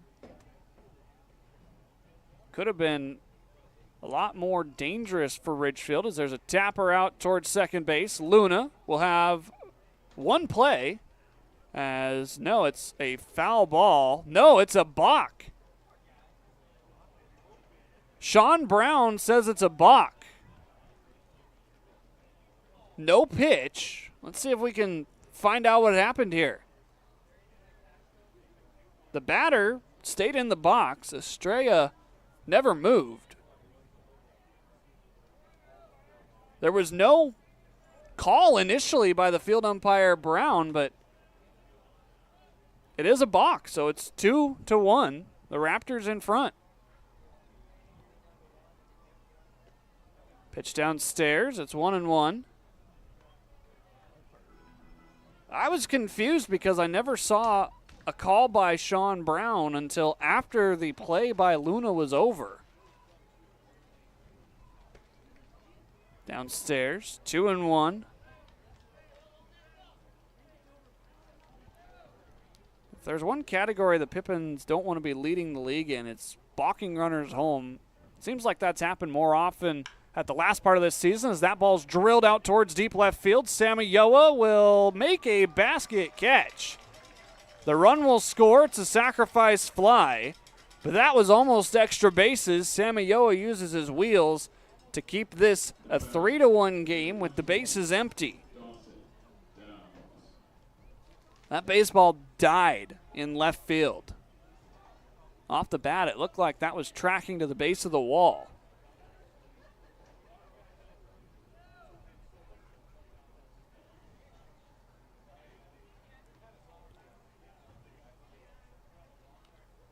Foul tip at the plate. Or no. Sounded like it hit the bat. Ethan Buckley is saying that. I heard it up here that ball hit the bat, and the umpires say there was no swing. Home plate umpire Shane Kelly talking with Garrett DeGallier, as now the umpires are going to have a chat. I heard something up here that sounded like the tick of a bat. Certainly looked like a swing, but the Pippins are going to lose the argument. It's ball one. Okay.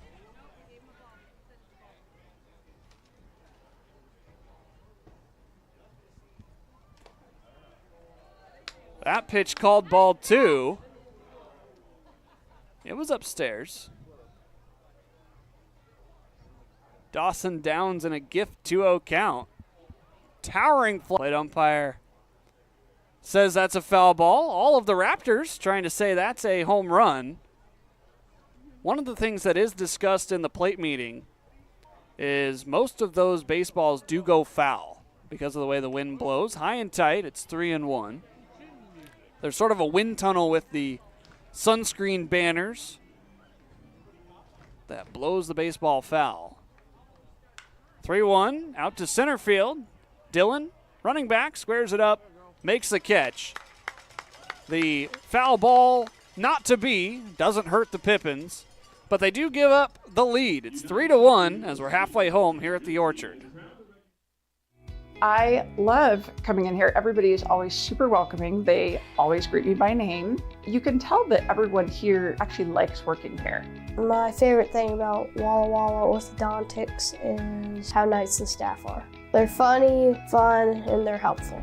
I had what was called 3D braces. They were the same color as my teeth. People would say, "Oh, you have braces?" They didn't even know that I had braces. I highly recommend this orthodontist office.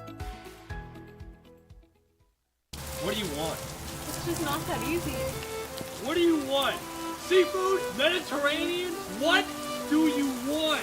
Hey guys, what about West Side Pizza? I love West Side Pizza. I love West Side. I love West Side. Yeah, the Hawaiian's great. Let's do pizza. West Side Pizza? Yeah. Problem solved. Gross. West Side Pizza, saving relationships since 1996. The highly anticipated Sage Spa at Legends Casino Hotel is now open and taking reservations, offering massage therapy, body treatments, manicures, pedicures, facials, saunas, and more. Plus, the only spa facility to offer wet and dry wellness pods in the entire Northwest. Call the Sage Spa at Legends now to make your reservation for the ultimate relaxation experience.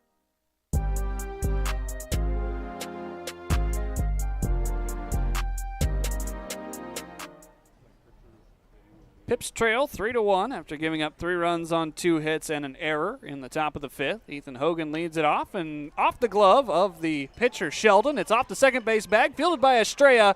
That is not an easy play. But again, with the left-handed hitter up, Estrella plays behind the bag, and he steals an out from Ethan Hogan. Watch this play. Off the pitcher's glove, off the second base bag, a high leap, and a throw to first. So do you score that 1 second base and then 6? Gohagen swings and misses. It is a 1-6-3 with a little help from the second base bag. I don't know that the bag actually helped. Made it harder for Estrella. Foul ball into the mitt. It's now 0-2.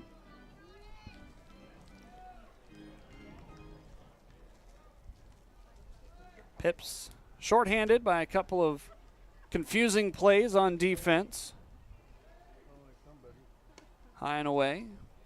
1-2. Umpiring crew of Shane Kelly and Sean Brown making their presence known. So now Yakima Valley needs at least 2 throughout the rest of this game. 1-2, staying alive. Gohagen reached on the error by Sheldon in the third inning. That brought home Ethan Hogan that scored the first run.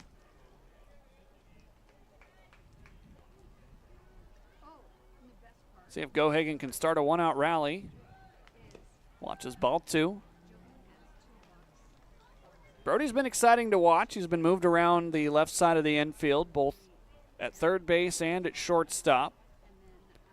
One of those guys that gives 110% on defense.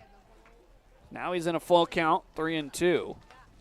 The bat will catch up to guys that work hard on defense. There's a reason why some MLB players have career years batting only 200. There's a foul ball. A gold glove is almost more valuable than a 300 hitter in today's baseball. Not by much, but this payoff lifted out to left. Camacho dives. He is able to make the catch. The glasses fall off, but the ball remains in the leather. A couple of stellar defensive plays by the Raptors, and the Pippins have been robbed twice. 79-mile-an-hour line drive off of Gohagen's bat. Camacho able to squeeze as he lands on the grass. Dillon out to center. Witten squaring it up. Puts it away. And Austin Sheldon, with some help from his defense, gets through the 5th. 3-1 as we go to the top of the 6th.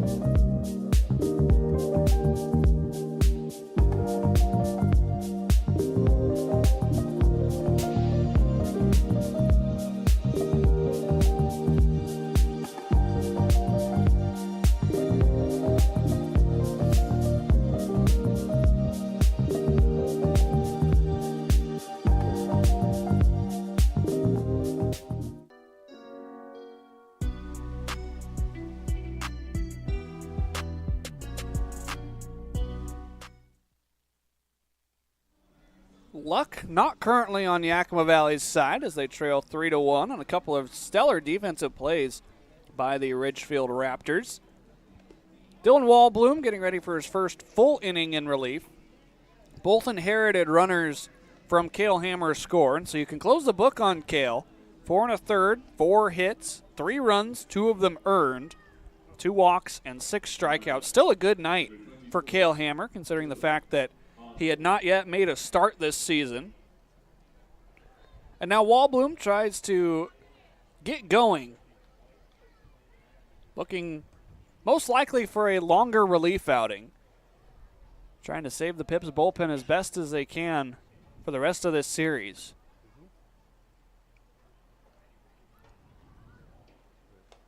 First pitch is strike.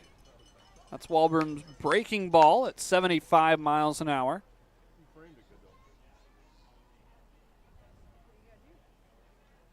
Another one drops below the bat of Dylan Osborne, and it's quickly 0-2. So right now it looks like Dylan's got that fastball breaking ball combo. We'll see if he triples up on the breaker. Nope, fastball inside, 86 miles an hour. Good stuff for the young man just out of Ballard High School. 1-2, that's a breaking ball. Luna charges, the underhand flip, out number 1. Good play by Greg. Not his normal position, playing second base today. Tried that out yesterday.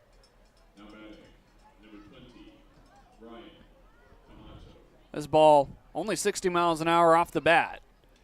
But being at that second base spot, Greg knew he had time.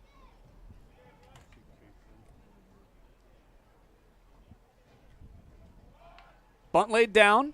Wallbloom off the mound, slips. The throw to Varney is on target, but late. Dillon appears to be all right.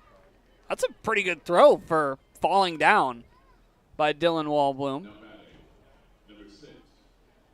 Maybe in the next couple of years you see him put that in his pocket because of the risk of potentially throwing it away. But that's a young man that wants that second out.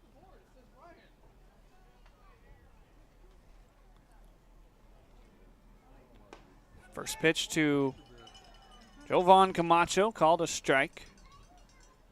Third infield single of the 5 hits for Ridgefield. Had a lot of weak contact. Ooh, silly there. Camacho well in front of the 73-mile-an-hour slider.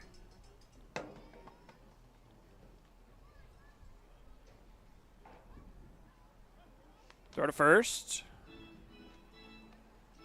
Ryan Camacho on for the second time ahead of his fellow Camacho. Another throw.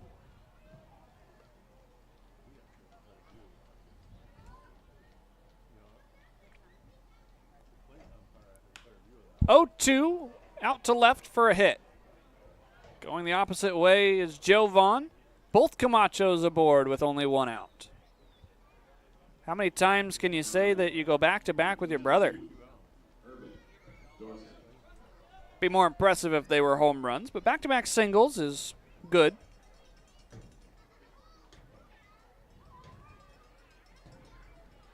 So now here's Irvin Dorsett.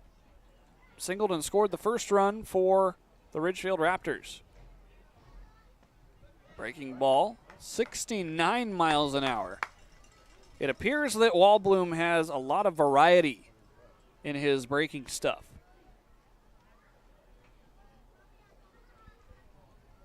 Another breaker. That's 72 on the outer black. Gotta love a guy that has some variety in his breaking stuff.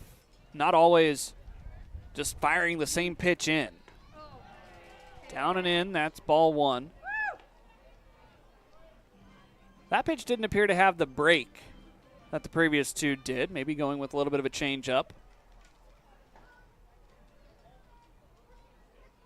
1-2 heater into right field. Sam Moore will watch it fall.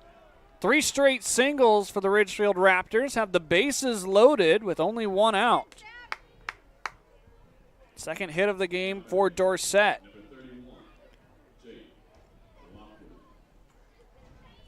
So despite getting ahead in the count, Wallbloom so far hasn't been able to close out.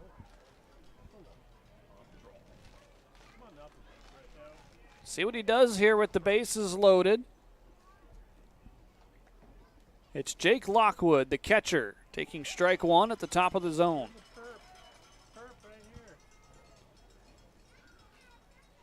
The last 3 counts, Wallbloom started off with the breaking ball.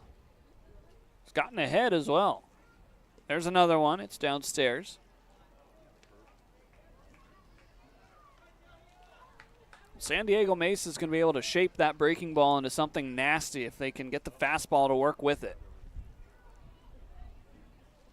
1-1. Back pick to first. Tag applied. Not in time. Safe was the call by Sean Brown. Jack Varney thought he had it.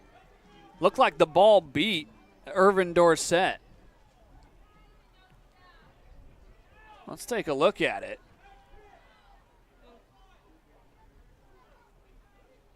Varney just realized that the call was safe. 2-1 pitch downstairs. Wow. Sean Brown in the C position. Not the best angle. Probably giving the benefit of the doubt to the base runner. 3-1, lifted out of play, foul. The count will run full.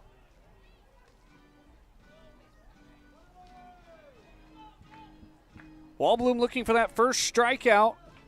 Facing collegiate hitting here in the West Coast League. Shakes off twice. Now has what he wants. Time called. Buckley saw something.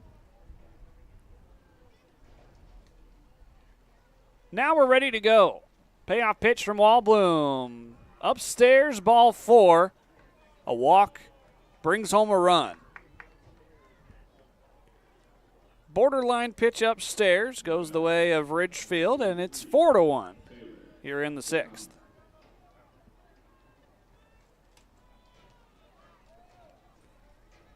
Still a chance for Wallbloom to get out of this inning quickly. Very manageable game for the Pippins offense. Looper down the right field line. This is foul.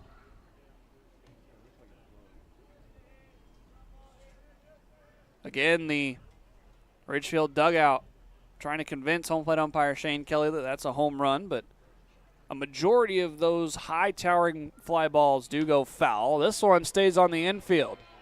Wallbloom wants it. Now he gives way to Jack Varney. Infield fly was in effect.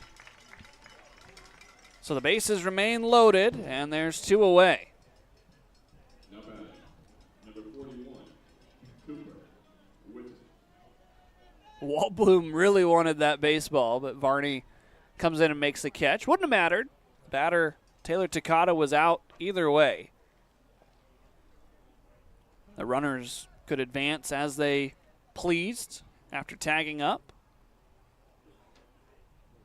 Breaking ball starts it off. Strike 1 to Cooper Whitten. Wisely, the runners stay put. Sometimes, if the infield fly is called right away, you see guys tag up because the out is essentially recorded there, as that's a base hit into right field. 1 run will come home. Moore drops the baseball. A second. Whitten.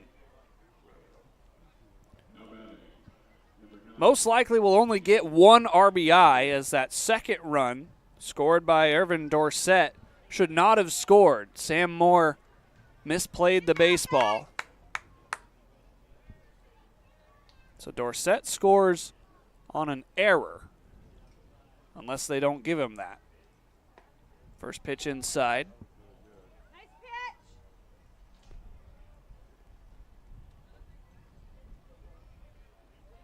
Currently, they just say it's a 2 RBI single. Ball 2. After 4 1/3 of 4-hit ball by Cale Hammer, giving up 3 runs, Wallbloom has matched him in only an inning and a third. Line drive back where it came from. This will score another. Moving to second will be Cooper Whitten, and the Raptors continue to pour it on here in the 5th. The 6th, rather. 7-1 is the score. Now 9 hits for the Raptors. So now 9 have come to the plate. Dawson Downs is the 9th.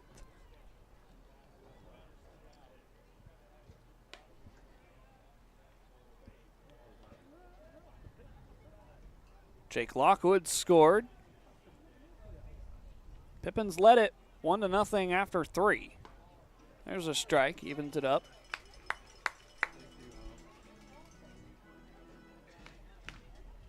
The second out was the infield fly, but there have been 5 hits in the inning by the Raptors.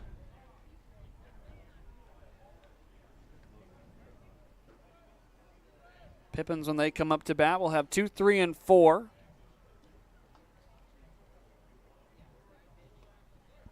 There's a strike. It's now 2-2.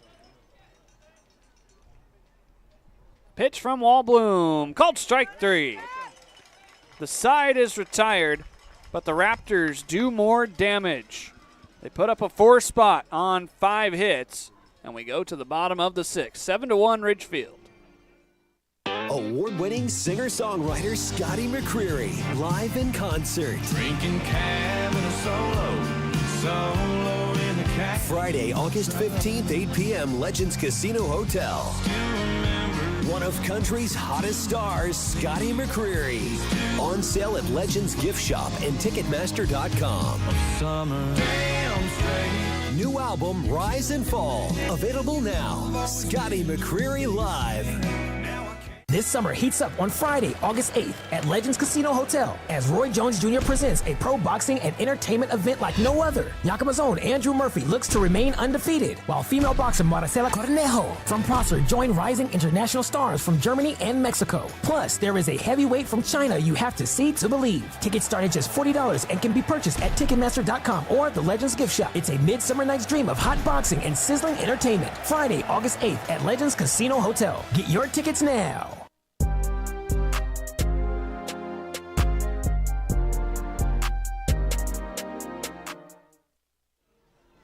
There's a look at the remaining schedule this summer. Down to 2 games after tonight. The Ridgefield Raptors in town tomorrow for Lucky $2 Tuesday. Select concessions will be $2 off. First 100 fans through the gate will also get a $2 off coupon to the concession stand. And then Wednesday night, 7:05 p.m., special first pitch time. Fan Appreciation Night with Scott T. Pippen bobblehead giveaway. You won't want to miss that. There's fireworks after the game as well. So thankful to our fans that have come out, watched the Pippins this summer. The boys aren't done playing hard. They've got a comeback to complete. 7-1 here in the bottom of the 6th. It's 2, 3, and 4 due up for the Pips. Prime opportunity. Greg Luna gets us started after being hit by a pitch. Pippins will take the base runner. That brings up Zach Samayoa. See if the Pippins can match what the Raptors did and send all 9 to the plate. You're going to see Greg get drilled. Still Austin Sheldon out on the mound for Ridgefield. First pitch to Samayoa, breaking ball over the heart of the plate. There is action down in the Pippins bullpen. Looks like another new face, Andrew Fox, is getting warmed up.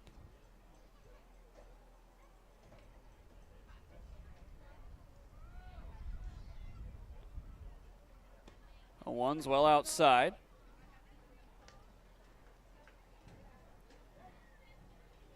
There's a look at Mr. Fox. A couple of his teammates gave him the nickname Jesus. He's got the long hair. A little bit of a goatee as well. Zach takes ball 2. A throw goes down, but Greg's back in plenty of time. The night is definitely cooling off.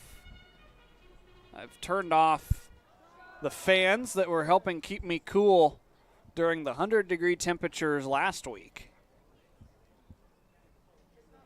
Sitting in a very comfortable 74 degrees. 2-1 downstairs. So now 3 balls and a strike. The Pippins trying to get into the Raptor bullpen, which if the Pippins bullpen is shorthanded, based on the names that were on the lineup card, Ridgefield's is even more so. I count 5 pitchers on the roster. Of course, you'd have 7 if 2 of them weren't in the batting order. One of them, the designated hitter. Varney takes strike 2.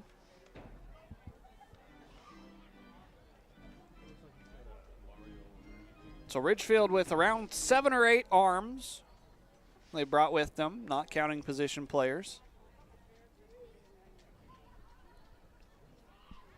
Payoff pitch to Varney. Lifted high into foul territory, right side, running into the bullpen. This ball's on top of the party deck.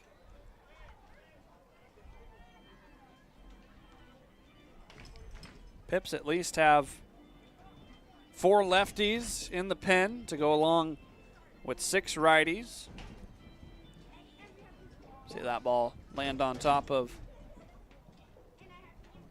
the party deck. I believe they said that Single Hill Distributing was here.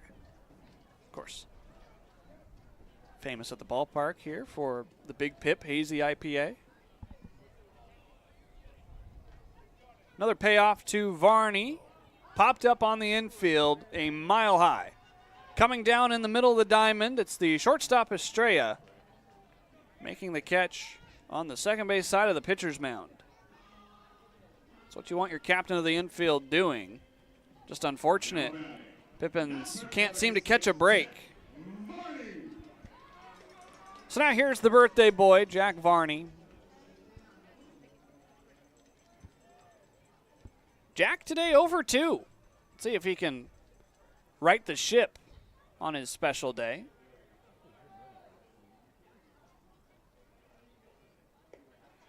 Strike one, generous call by Shane Kelly. A couple of the umpires here at Yakima County Stadium trying to give Shane Kelly some pointers. 0-1, bounces in. Greg's going to get caught. Throw, Estrella barely keeps it on the infield, and Greg returns to first. How Estrella kept that on the dirt is beyond me, as I believe his wrist hurts. Watch this. Greg thought the ball was to the backstop. The throw goes down to short. Wow. That's athletic. 1-1. A balk, I believe I heard, was called. Greg Luna advancing on to second. There's no signal that the field umpire is making, but that time I could hear the words, "That's a balk." The joy of having somewhat decent ears. Second balk called tonight, one for each team now. 1-1 off the cut of the apron. Estrella, the throw to first. Varney is out number 2, but the ball is dropped.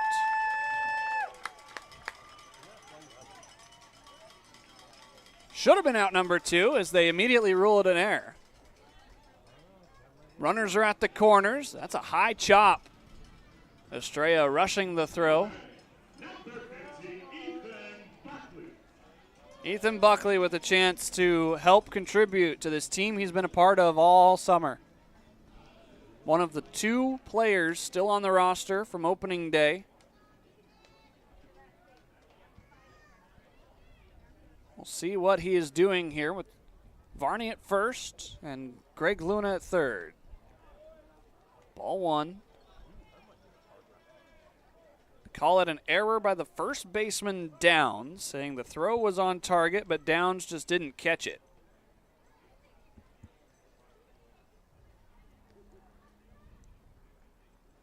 Wind blowing towards that right field foul pole. It's outside, ball 2.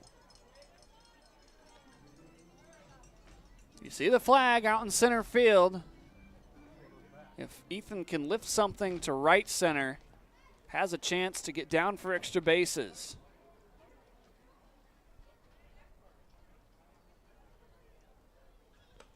Two upstairs. A walk would load him full. Pips would take that.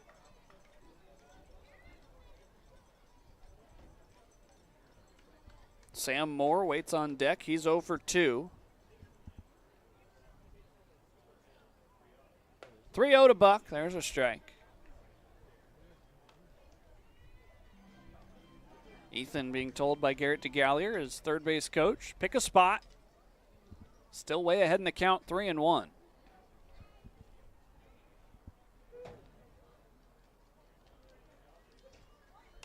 Pitch. There was the spot he wanted, but it's out into a full count. Long at-bats tonight have been going the way of pitchers. Let's see if Buckley can break that trend. Payoff pitch from Sheldon, staying alive. Ethan able to just get the lumber on that pitch. Might have went fishing at ball 4, but can't be too sure with 2 strikes. You don't want to leave it up to the umpire.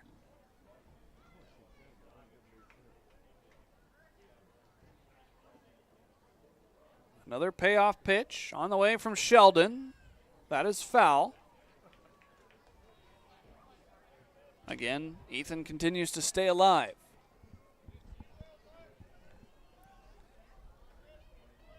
Got to start scoring.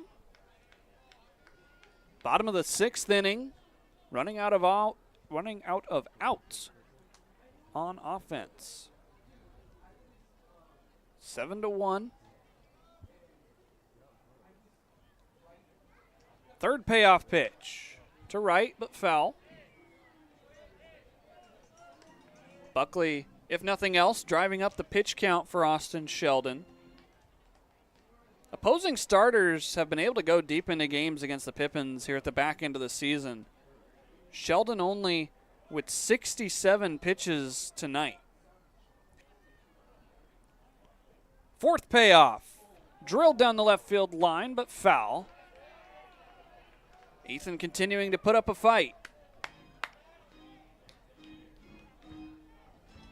This next pitch will be number 10 in the at-bat.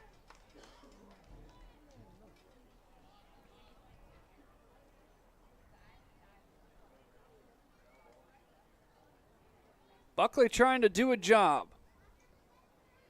Pitch number 10. Duck hook. Right field, it's down. Pippins score their second run as Ethan Buckley wins the long battle. And it's 7-2 here in the sixth.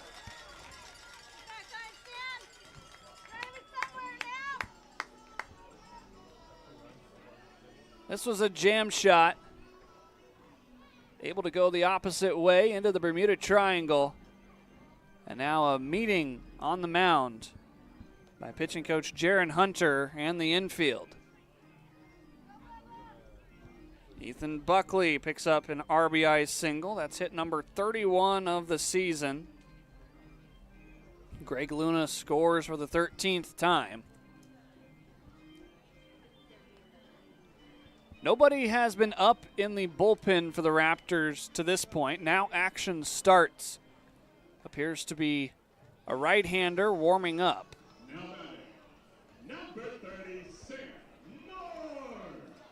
So now with 2 runners on and only 1 out, Sam Moore will face Austin Sheldon for the 3rd time.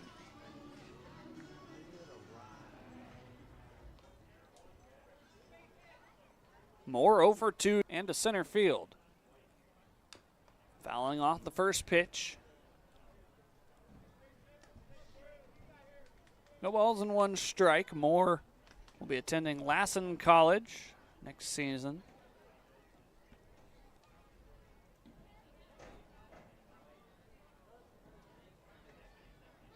Located in Susanville, California.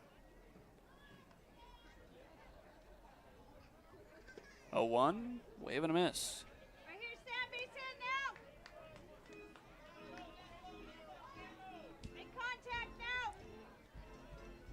No balls and 2 strikes. Notable alumni of Lassen College, NBA Executive of the Year 2011, Gar Forman.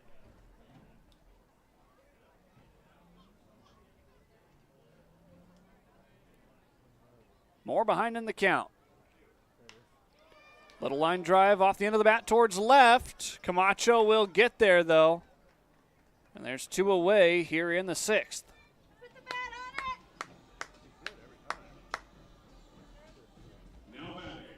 Good try by Sam, trying to go the opposite field. Brings up Garen Guler with 2 down.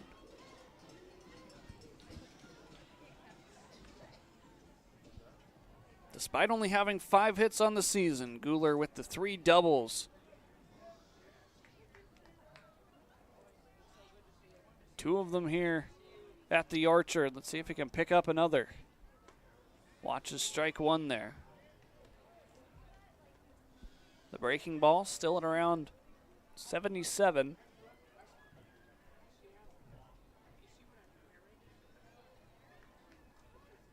Austin Sheldon trying to get through 6.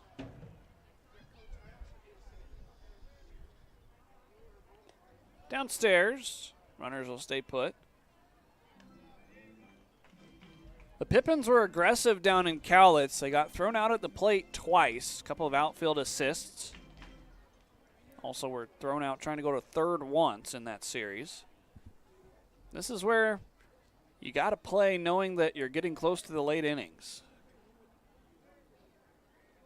1-1, fouled at the dish.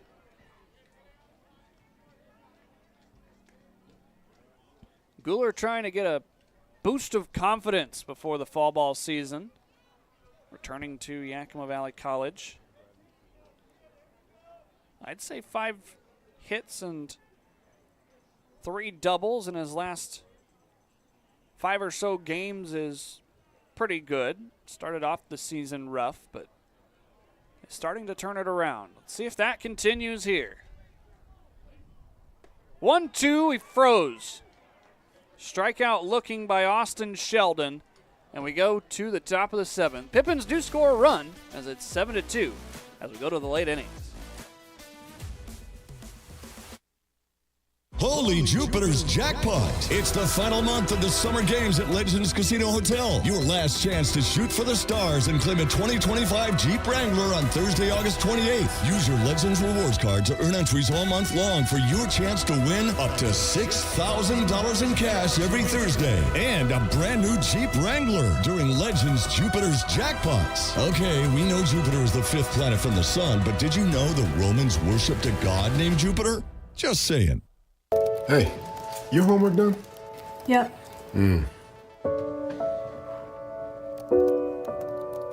Hey, is your homework done? This kinda is homework.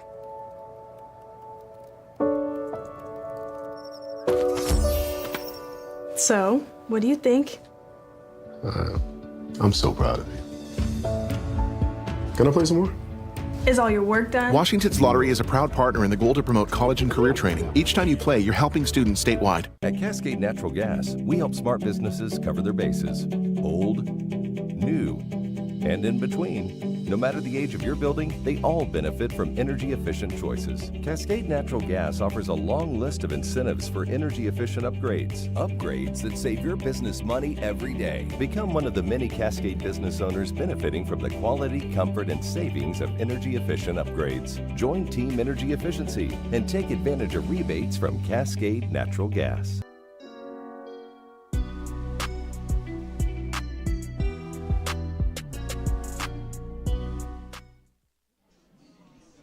Third arm used by the Yakima Valley Pippins is Andrew Fox making his debut with Yakima Valley. 6'1", 180 from Spokane, Washington. Has been playing with the community colleges of Spokane at Spokane Falls going into his sophomore season. Another lefty, and you can kind of see why his teammates have dubbed him Jesus. Got that goatee and the long hair look.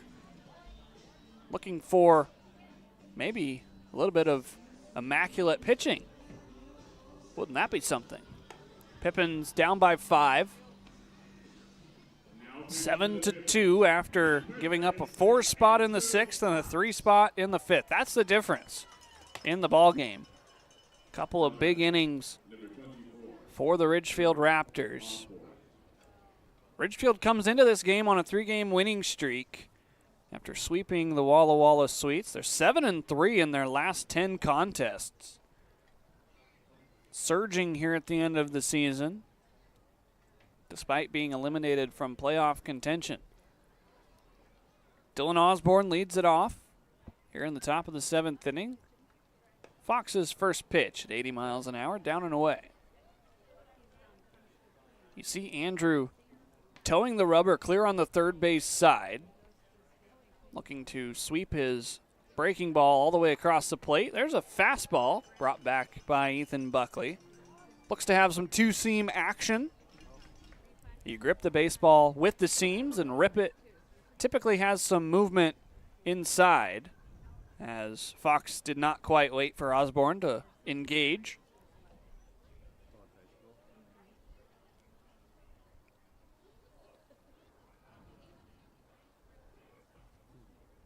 One lifted. This one's coming towards the stands, and it will bounce right next to the staircase. Almost hit a group sitting up in general admission. Another comparison that I think Andrew could be made to Tim Lincecum. 1-2 out to left. Samayoa moving over there. He makes the catch for out number 1. Remember Tim Lincecum back in his Heyday with the long flow. Andrew's got a pretty rival flow. Got the long hair. Yeah, that's a Tim Lincecum look.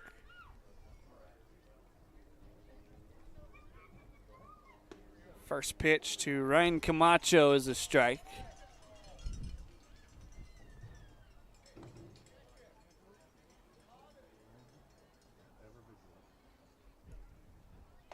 Outside for ball one. Lincecum, a.k.a. the Freak. 10 seasons, of course, most primarily with the Giants. 3 World Series rings.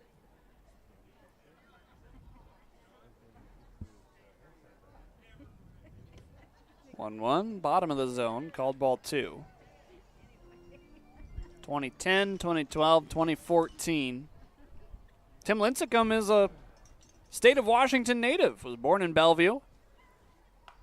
Off the end of the bat, Varney towards the Raptors dugout, won't get there. 2-2. Bellevue up there in the Seattle metro area. I spent a few hours in Bellevue on my way back from Bellingham for the All-Star break. Nice community.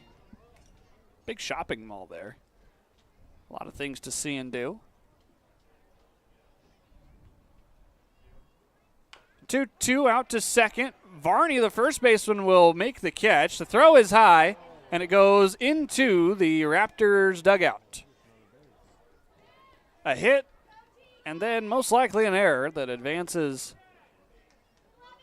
Camacho on to second.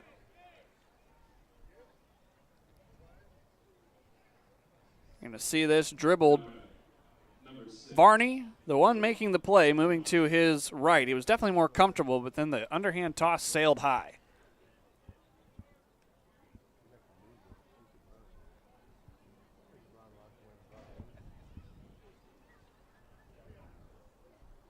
So now here's Ryan Camacho, swinging first pitch out to center field.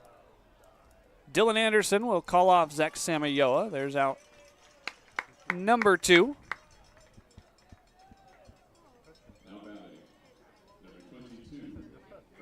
Chance for the Pips to get out of this despite the error. Going back to the point on Tim Lincecum, attended Liberty High School, also went to the University of Washington. Kind of a cool connection there.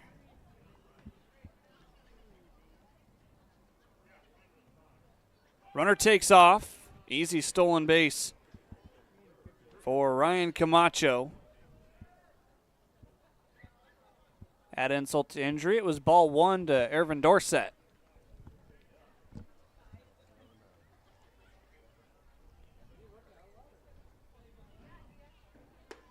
One-0 upstairs. Moves the count to 2-0. Well, coming up after the stretch, the Pippins will have Hogan, Gohagen, and then Dylan Anderson as they try to complete what is right now a 5-run comeback.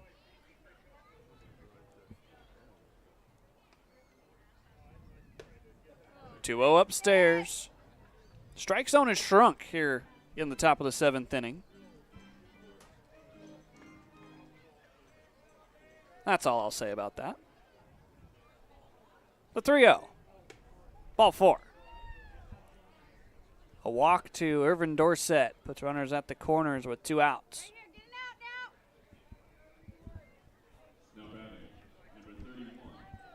Brings up Jake Lockwood. Still 0 for 2, but he scored a run after drawing a walk in the 6th.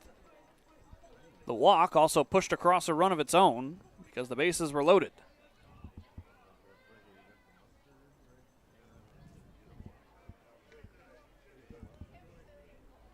Fox in a dangerous situation. Runner at third.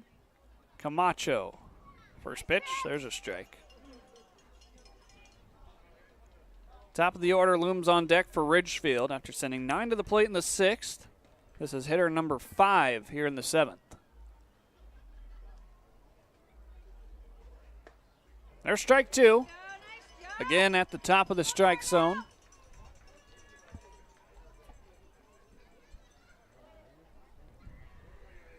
Wind starting to kick up, blowing in from the third base grandstand. The 0-2 pitch from Fox. Half swing. Runner takes second.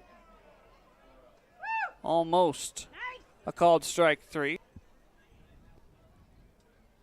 Now the 1-2. Again upstairs. And 2-2.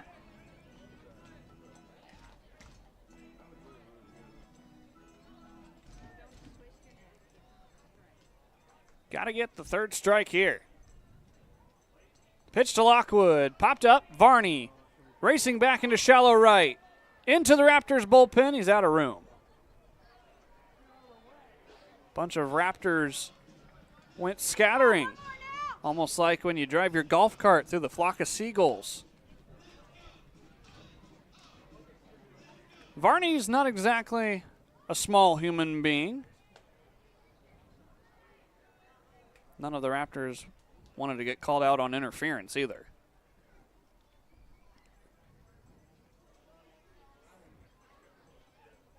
Two here to the catcher. Outside ball 3.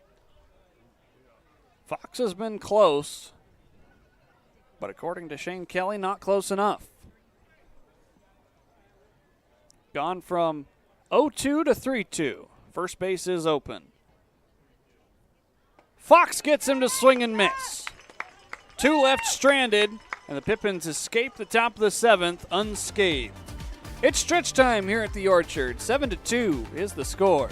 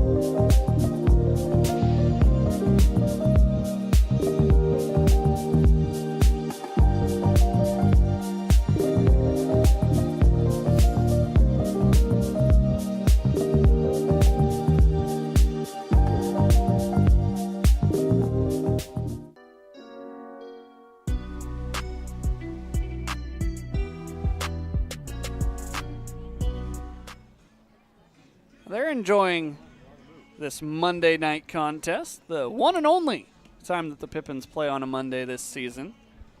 Chance to go 1-0 in that statistic. Got to complete a 5-run comeback, though. Bottom of the 7th inning is next. 7-2 is the score. Pippins were able to leave 2 Raptors stranded there in the top of the 7th inning as they now send out 8, 9, and 1. It was the bottom of the order that produced the first run back in the 3rd inning. Greg Luna was the runner that scored in the 6th. Let's see if the Pippins offense can get hot at the right time. Anything's possible here at the Orchard after that 18-17 victory for the Pips on Tuesday. That game took 3 hours and 42 minutes. It's currently 8:39 p.m. We're 2 hours and 4 minutes into this game. Hogan swinging first pitch out to shallow center. Witten makes a catch. 1 pitch and 1 out. Austin Sheldon still working for Ridgefield.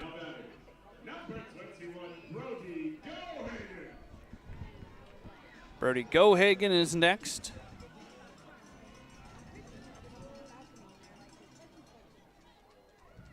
Pippins continuing with their first pitch swings. Downstairs, ball 1. After picking up 24 hits in the last 2 games combined, Yakima Valley has been held to 3 hits by Austin Sheldon tonight. Downstairs, 2-0. And despite the fact that the Raptors have committed 3 errors, the Pippins have been unable to capitalize.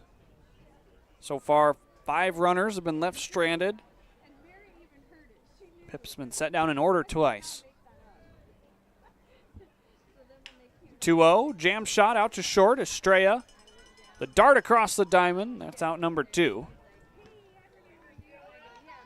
Quickly 2 up and 2 down. This is keeping Sheldon in the ball game and helping preserve the Ridgefield bullpen for later on this series.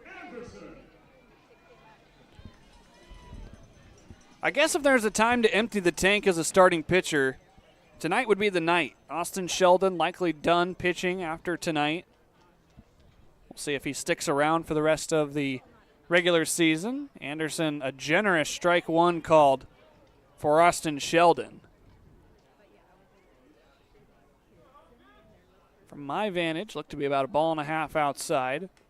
Foul ball. It's now 0-2. And that's the difference, is when you've got a wider strike zone, hitters have to expand. I say as long as it's consistent. Tonight, I'll let you be the judge.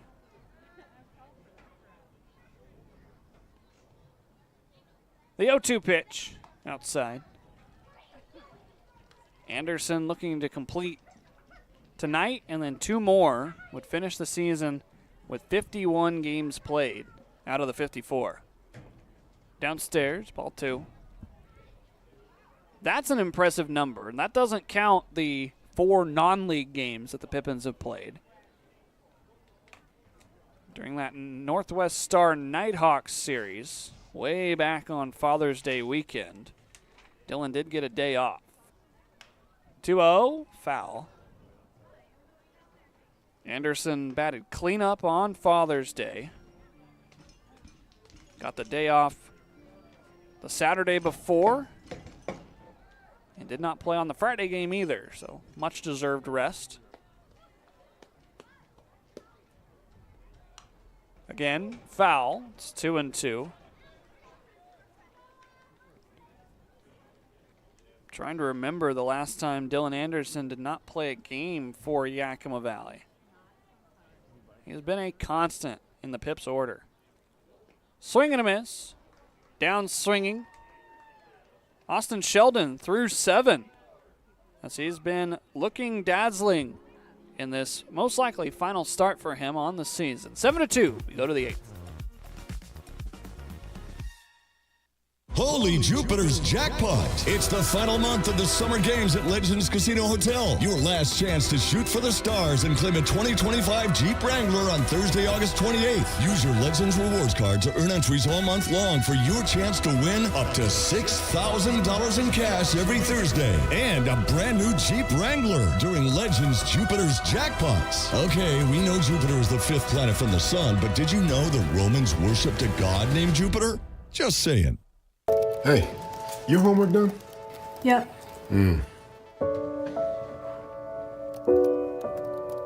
Hey, is your homework done? This kinda is homework.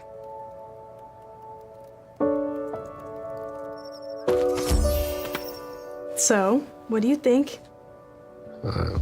I'm so proud of you. Can I play some more? Is all your work done? Washington's Lottery is a proud partner in the goal to promote college and career training. Each time you play, you're helping students statewide. At Cascade Natural Gas, we help smart businesses cover their bases. Old, new, and in between. No matter the age of your building, they all benefit from energy-efficient choices. Cascade Natural Gas offers a long list of incentives for energy-efficient upgrades. Upgrades that save your business money every day. Become one of the many Cascade business owners benefiting from the quality, comfort, and savings of energy-efficient upgrades. Join Team Energy Efficiency and take advantage of rebates from Cascade Natural Gas.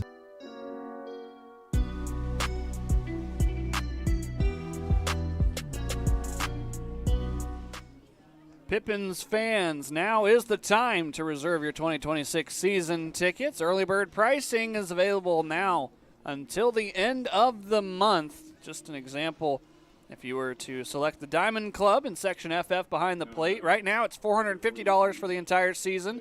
Full price is $500. Save yourself $50 on almost every of the membership products. A lot of benefits go along with being a season ticket holder, including early entrance on major promotional nights, a fan bus to Walla Walla as the Pippins take on the Sweets in the Battle of the Basin, and buy one, get one free concessions punch cards.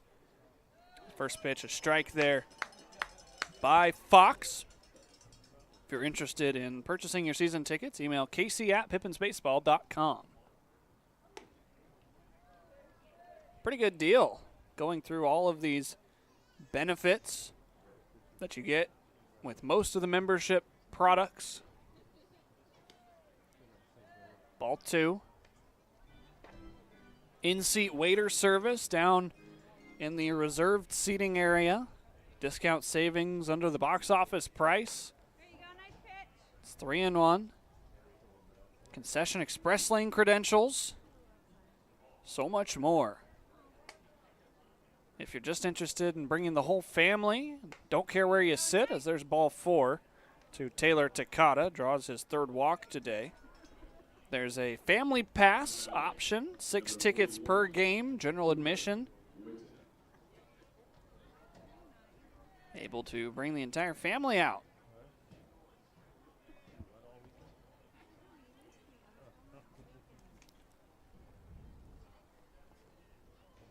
Cooper Witten, 2 for 4 today. He's got 3 RBI. Scored once. Fox fires ball 1. Got out of a jam in the 7th. Had 2 in scoring position, but was able to strike out Jake Lockwood. Been unable to find the strike zone in this inning so far. Cooper Witten ahead in the count, 2-0. Got to hang another 0 here if you're Andrew Fox. Pippins currently with only 6 outs on offense. Breaking ball gets away from Ethan Buckley. Takata is on to second.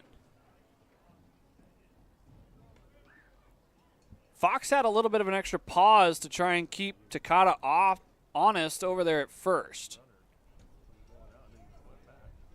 Maybe that threw Buckley's timing off just a little bit. There's the pause. Breaking ball was spiked. There's a strike. It's 3-1. It is a wild pitch on Fox.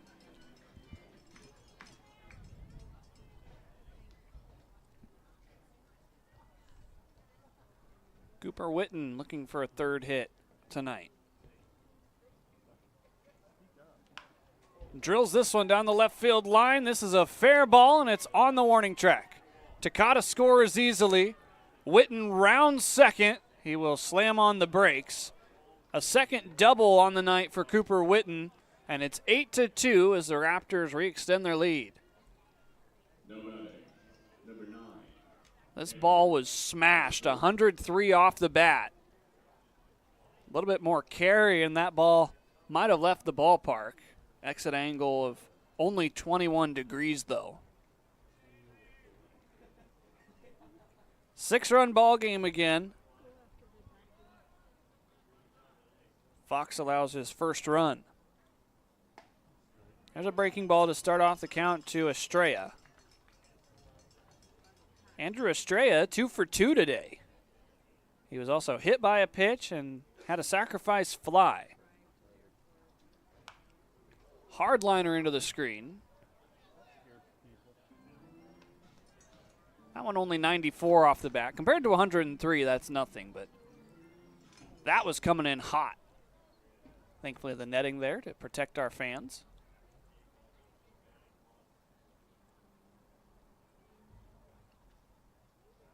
Fox ahead in the count, 0-2. Downstairs, a waste pitch at the bottom of the zone. Wallblum, who was in before Fox, went an inning and 2. Andrew Fox with his second strikeout. 1 away here in the 8th. Number 21,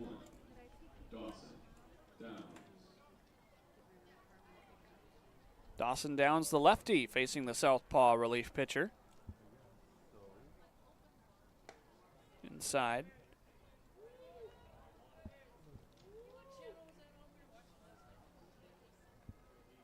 Downs crowding the plate, seeing if he can get plunked.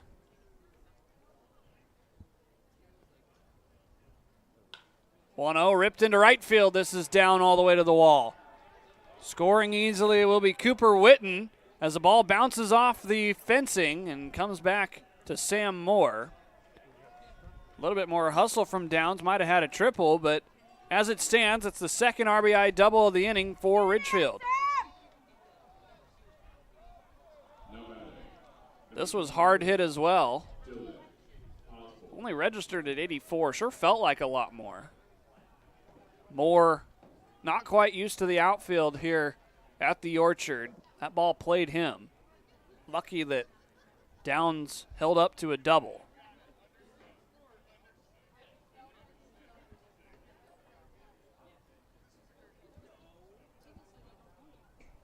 So Witten and Downs trade places, and it's now 9-2.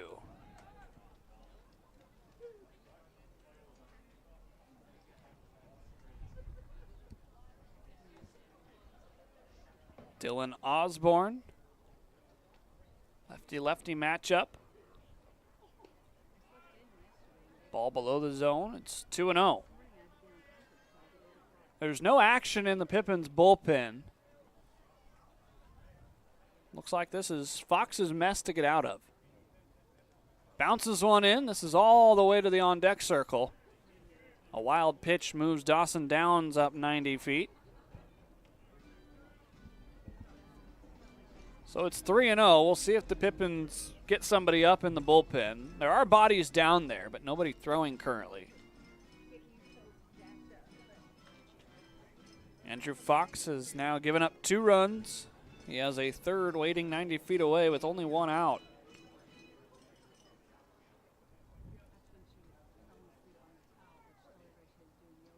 Needs a strike. He got it.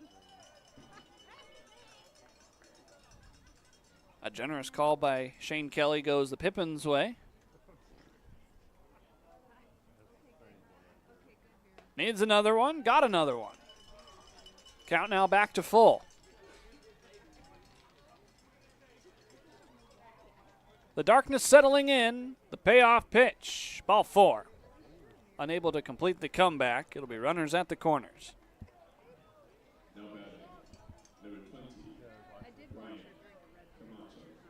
Ryan Camacho now. 3 hits on the night. All of them singles. He's scored. He's been left at third. He's been left at second.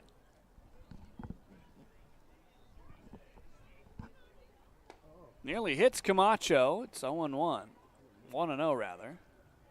I know math.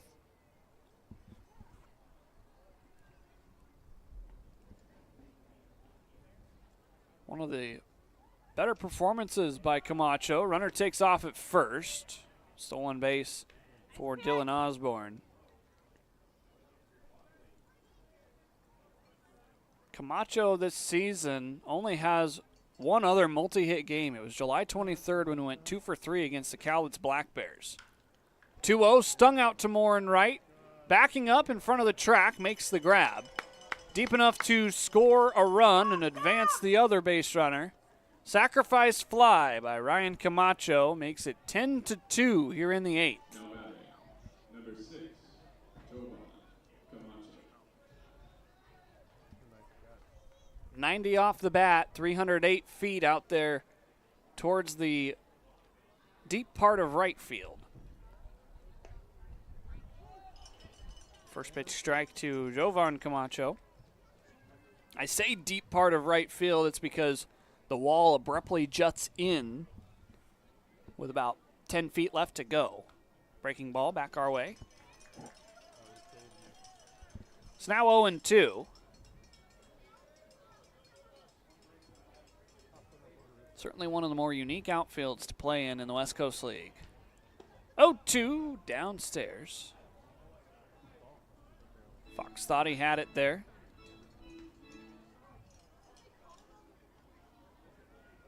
Instead now a 1-2 pitch. Camacho gets that one off the bat.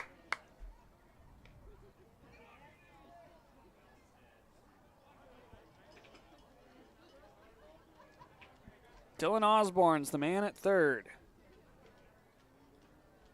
The 1-2. Half swing. They appeal down. No swing, says Sean Brown. In the C position, hard to see that. Fox already going. 2-2 out of play. Watch out. Off the bleachers, right into the hand of that fan up there with the blue cap. Played the hop. Sign him to a contract. See, the Portland Pickles pulled a fan out of the stands the other day. This one popped up towards the shortstop. Gohagen charging, slides, nice play. The captain of the infield able to end the inning.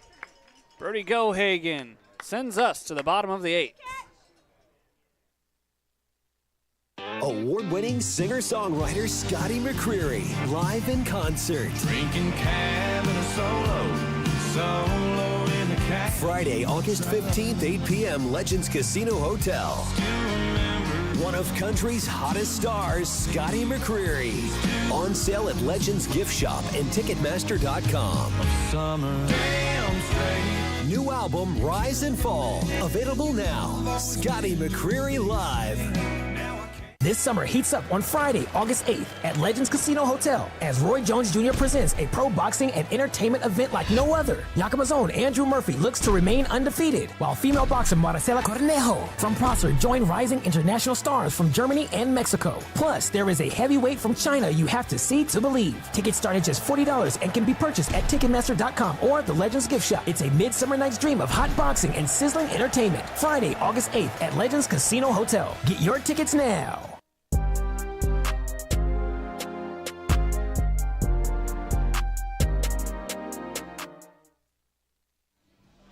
The Yakima Valley Pippins and Les Schwab Tires have partnered up to help Pack a Backpack help students in our community who are in need of school supplies for next season. For every $10 donation of school supplies here at the ballpark, donors receive one 2025 general admission ticket for free. That ticket voucher will be available for either tomorrow night's game or Wednesday's Fan Appreciation Night game.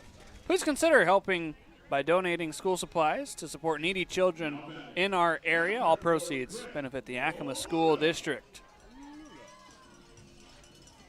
Greg Luna, Zach Samayoa, and Jack Varney hitting here in the 8th. The Pippins find themselves down 8.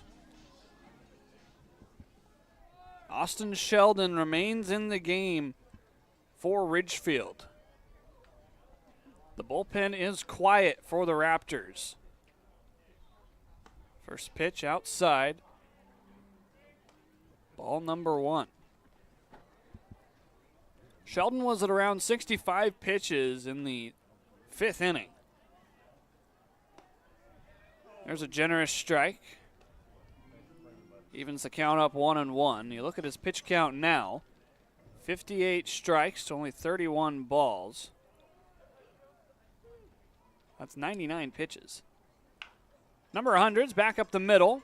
The shortstop, Estrella, shading up behind the second base bag. There's one away. Greg Luna put out for the 3rd time. Brings in Zach Samayoa. Make sure I do my math right.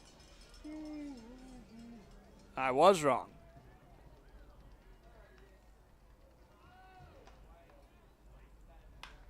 Pitch back up the middle again. This is Takata, the second baseman. 2 ground outs up the middle. And the Pippins helping out Austin Sheldon to stay in this game. Number 46, Jack Varney. That was pitch number 91. See, I'm a broadcaster. I can't do math. Jack Varney taking the first pitch for a ball. 92 pitches through 7 2/3 innings. 93's downstairs. We'll see how long the leash is. Again, most likely the last appearance for Sheldon this season. Gets a strike. It's 2-1.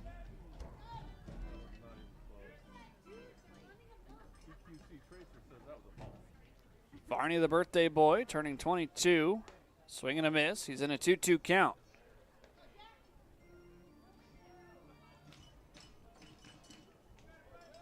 Suppose if he's under triple digits, he comes back out for the 9th. The 96th pitch is a looping liner out to center, sliding and unable to be caught by the center fielder Witten. Jack Varney on for the second time. 4th hit of the day for Yakima Valley as Varney extends his hitting streak. Jack's now hit safely in 7 straight games, as you see this diving play by Witten, just unable to come up with the baseball.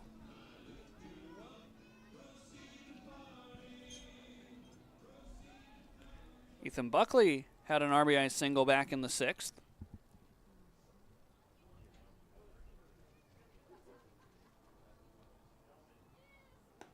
First pitch outside.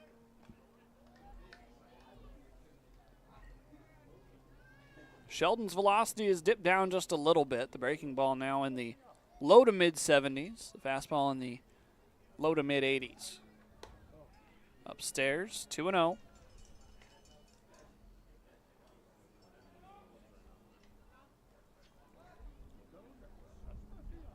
Now 98 pitches for Austin Sheldon. Number 99 is on the ground over to third, picked by Dorsett. The throw across the diamond, and that will do it in the 8th. 99 pitches for Austin Sheldon. He and the Raptors lead 10-2 as we go to the final frame.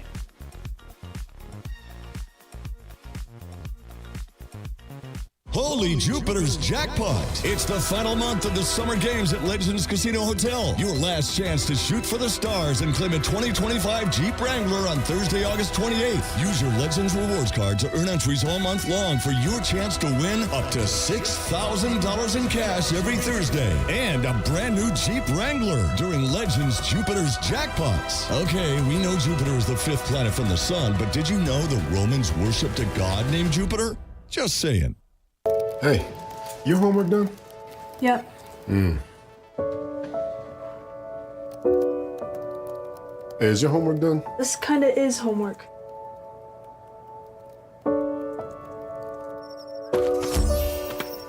So, what do you think?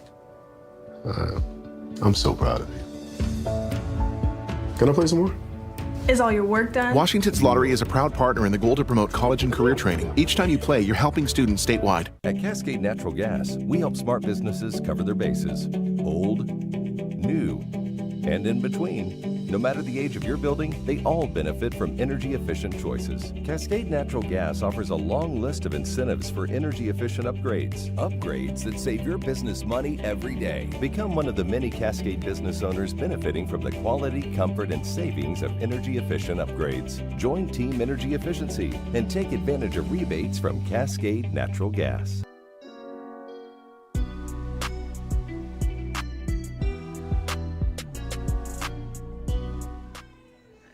Our next telecast will be tomorrow, Tuesday, August 5th, for Game 2 between the Ridgefield Raptors and the Yakima Valley Pippins. First pitch at 6:35 p.m. Coverage begins at 6:25 p.m. with Pippins pregame presented by the Washington's Lottery. Hope you'll join us for the second-to-last home game and the second-to-last game overall in the regular season. Pippins currently down by 8 in this one. Will need a monster comeback in the bottom of the 9th. They send out a new pitcher to try and hang a 0. Takeshi Milady is the new arm for the Pips. Milady with 1 appearance on the season, a .450 ERA after giving up 2 runs, one of them earned against the Cowlitz Black Bears on Saturday. He did walk 2, but he struck out 3 and only gave up 2 hits. He faces 8-9-1 for the Raptors here in the top of the 9th. First pitch, that's a strike. Everin Dorsett, 2 hits today. He's scored twice. He's also flown out to center and walked. Milady's fastball in the low to mid 80s as he fires one inside. That's a breaking ball. 1 ball and 1 strike. Milady from Seattle will be attending Case Western Reserve University in Cleveland, Ohio. 1-1. Drilled out towards right. Sam chasing it towards the line. This is foul. The entire Ridgefield dugout thought that was a home run, but that ball was tracking foul immediately off the bat. We'll take a look at it, see how well Marcos tracked the baseball. It is discussed in the plate meeting, I know it is, that the wind tunnel created by the banners pushes fly balls foul. You're going to see this ball exit right there. There was a flash, clearly foul over the safety gate. 1 ball and 2 strikes here to Dorsett. Takeshi with a little bit of a herky-jerky motion. Now 2-2. Whatever works for you, though. Wearing number 13, a number that has not been occupied by a Pippin since Branson Rozier wore that number at the start of the season. 2-2 out to center field. Dylan misplayed it at first, but now he comes in. Makes the routine catch. Jake Lockwood, the number 9 hitter. 0 for 3. He's got the hat trick today. 3 strikeouts.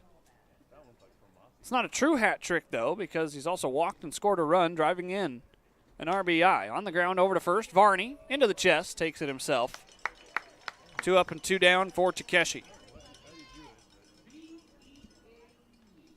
So now back to the top of the order for the 6th time for Ridgefield. Hoping to end it here as you see this bouncing ball over to first. Birthday boy takes that one to the bag himself. Taylor Takata, 3 walks today. He's 0 for 2 otherwise as he takes a first pitch. Called a strike? Question mark. Says 0-1 on our scoreboard.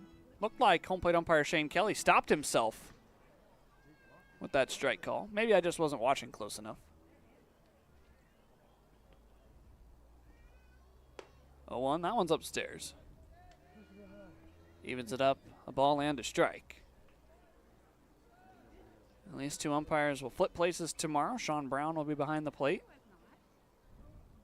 Yeah, he did stop himself. We just saw it on a replay in our preview screen. That's upstairs. We'll see if we get a clarification. Yeah, it is ball 3.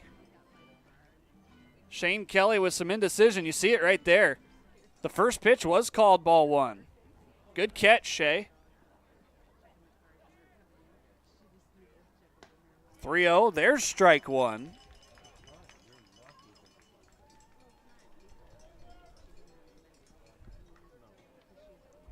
Taylor Takata still in a hitter-friendly count against Takeshi Milady.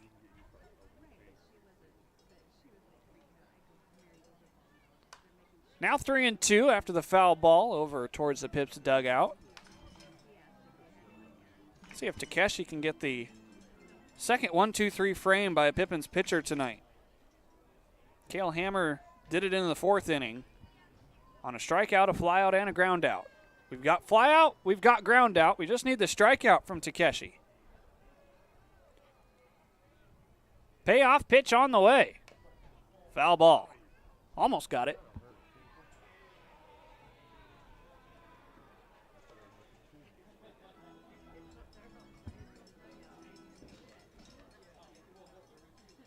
Wind blowing out to right now as it continues to swirl over the orchard. Another payoff from Takeshi. Downstairs, it's to the backstop. Takata will be content with 1 base. And so the inning continues after the 4th walk drawn by the leadoff hitter.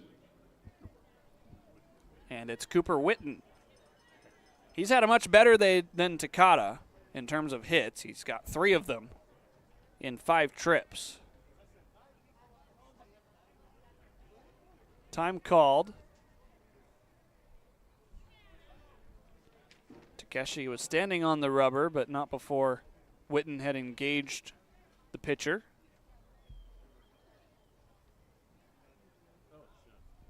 First pitch, towering back towards the stands.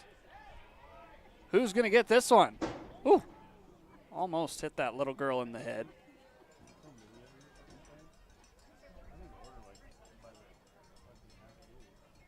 A little bit of family rivalry there.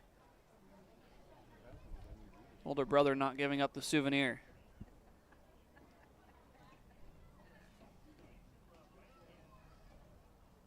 Oh and 1 here to Cooper Witten. Bounces in. Takata stays put.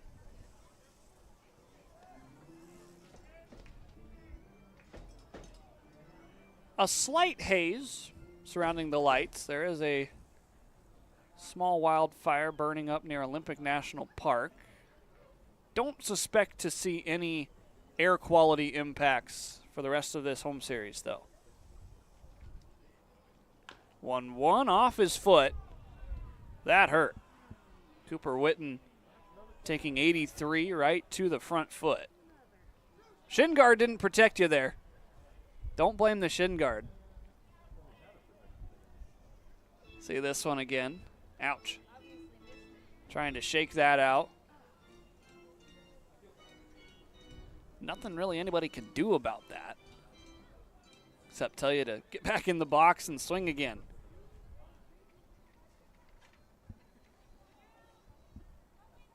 Nobody's been working in the bullpen for Ridgefield. It appears to be Austin Sheldon's game to finish. 1-2 drilled out to center field. Anderson is not going to get there. This is trouble. Taylor Takata rounds third. He's going to score.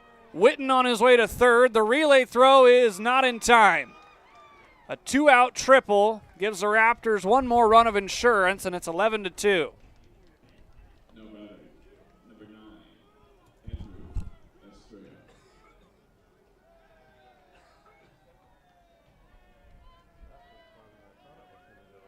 100 off the bat of Cooper Witten. Drives home his 6th run of the day, and he's now a home run away from the cycle. Let's hope he doesn't get back up to have a chance at that. First pitch high and tight. Uh-oh. We've gone black. I guess we're switching to a radio call here in the top of the 9th. There we go. 1-0 here to Estrella. It's now 2-0. Just adding more salt to the wound at this point. The Raptors have put up 11 runs on 13 hits. The Pippins been held to a measly 4. 2-0, lined into the screen. It's 2-1.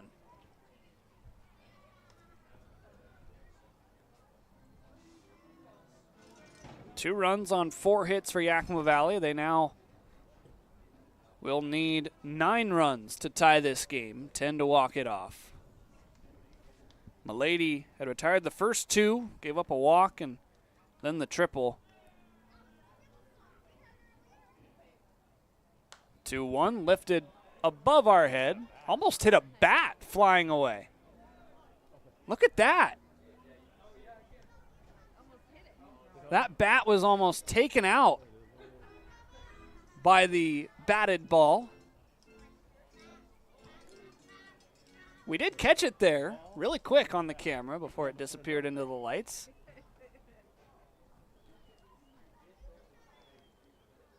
Two downstairs.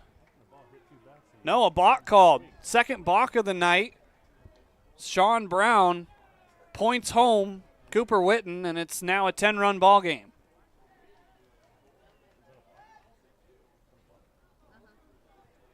I think that's the most balks we've seen called in a game. What did Takeshi do? There's no immediate sign, as there's the swing and miss to strike out Estrella. Second time he's gone down swinging. It's a 10-run game as we go to the bottom of the 9th. 12-2 here at the Orchard. I love coming in here. Everybody is always super welcoming. They always greet me by name. You can tell that everyone here actually likes working here.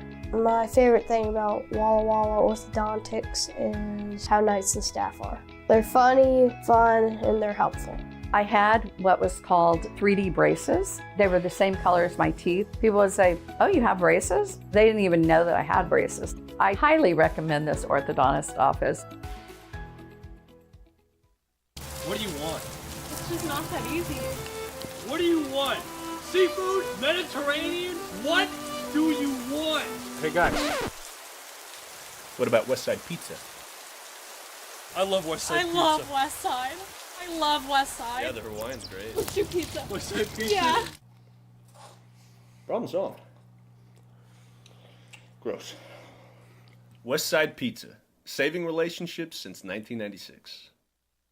The highly anticipated Sage Spa at Legends Casino Hotel is now open and taking reservations, offering massage therapy, body treatments, manicures, pedicures, facials, saunas, and more. Plus, the only spa facility to offer wet and dry wellness pods in the entire Northwest. Call the Sage Spa at Legends now to make your reservation for the ultimate relaxation experience.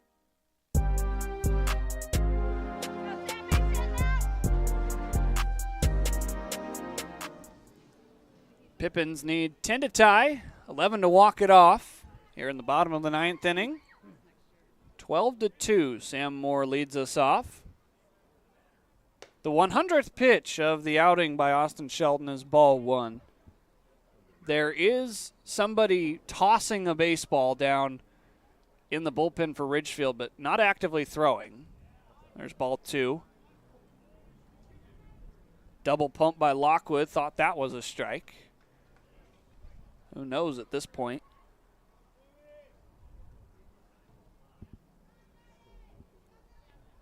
Sheldon out of the windup now has a strike. It's 2-1. You look at a guy like Austin Sheldon, his longest outing this year was 5 innings. Sheldon from Lower Columbia College. Misses down and in. Ball 3. Sam Moore trying to draw a leadoff walk. In 2 seasons with LCC, he only pitched a total of 11 innings. Fouled back, it's 3-2. So if he were to complete this game, he would have 9 in the books. Would be too shy of the 2 years that he spent at Lower Columbia College. Baseball is a crazy game of stats. The payoff pitch, called strike 3. At the knees, Sam Moore rung up. Austin Sheldon now 2 outs away from a complete game.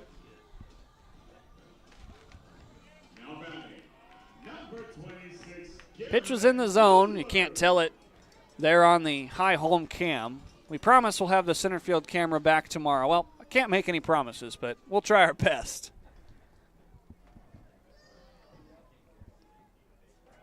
Garen Guler, the designated hitter, on next. Swinging first pitch and giving the parking lot a souvenir. Guler today 0 for 3. Crowd thinning out with this 10-run deficit. 0-1 down and away. We'll have to pay attention to Sheldon's final pitch count. It's just an impressive jump to be able to go from pitching 11 innings at your school, 1-1 cut on and missed, 5 innings is the most you've pitched this summer, and you're 2 outs away from throwing a complete game.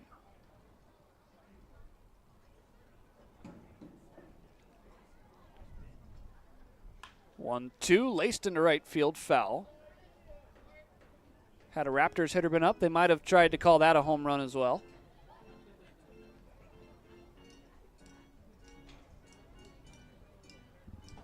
The wind is pushing every ball foul over there. The flags are pretty much straight out to right now. Guler, another foul ball chance over the light poles. Staying alive, it's still 1-2. The Pippins offense had been clicking. Had 24 hits in the last 2 games. They have 4 tonight. 3 errors committed by each team. That's just out. Lockwood was about ready to throw it down the horn.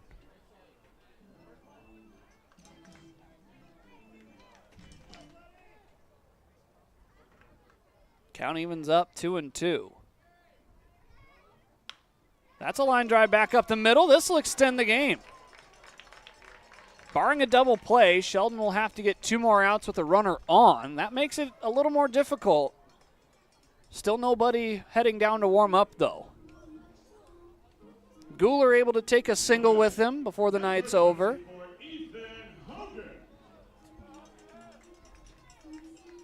Ethan Hogan hitting next.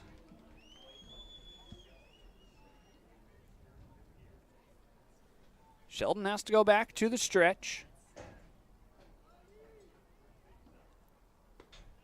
First pitch strike. Hogan today did have a double, and he scored the first run of the ballgame back in the third. We're a long way since then, though. Swinging here, a line drive. Guler's going to get doubled off. Austin Sheldon with a complete game, giving up 2 runs on 5 hits. Helps defeat the Pippins 12-2 in an offense-driven game by the Ridgefield Raptors. Guler, whether by choice or by non-paying attention, is doubled off on a line drive to third. And the Raptors steal game 1 to move now to 11-14 in the second half and 23-29 this summer. Austin Sheldon getting a huge round of applause by his Raptor teammates tonight. Most likely his final appearance, as there's 2 days left in the season. The Pippins bats fall silent compared to the last 2 days as they fall in a wide margin, 12-2. We're not done, though, in the regular season. We got 2 games left to go. Tomorrow, 6:35 p.m. first pitch, same time, same place, looking for a different result. Until then, for everyone involved with the Yakima Valley Pippins Baseball Club, including those associated with our broadcast, I'm Harmon Johnson, signing off tonight, saying stay safe, have a great night, and we will talk to you tomorrow, 6:35 p.m. for Game 2 against the Ridgefield Raptors, the penultimate game in the 2025 season. Final score again tonight, Ridgefield 12, Yakima Valley 2. You've been watching Pippins Baseball on the Pippins audio stream.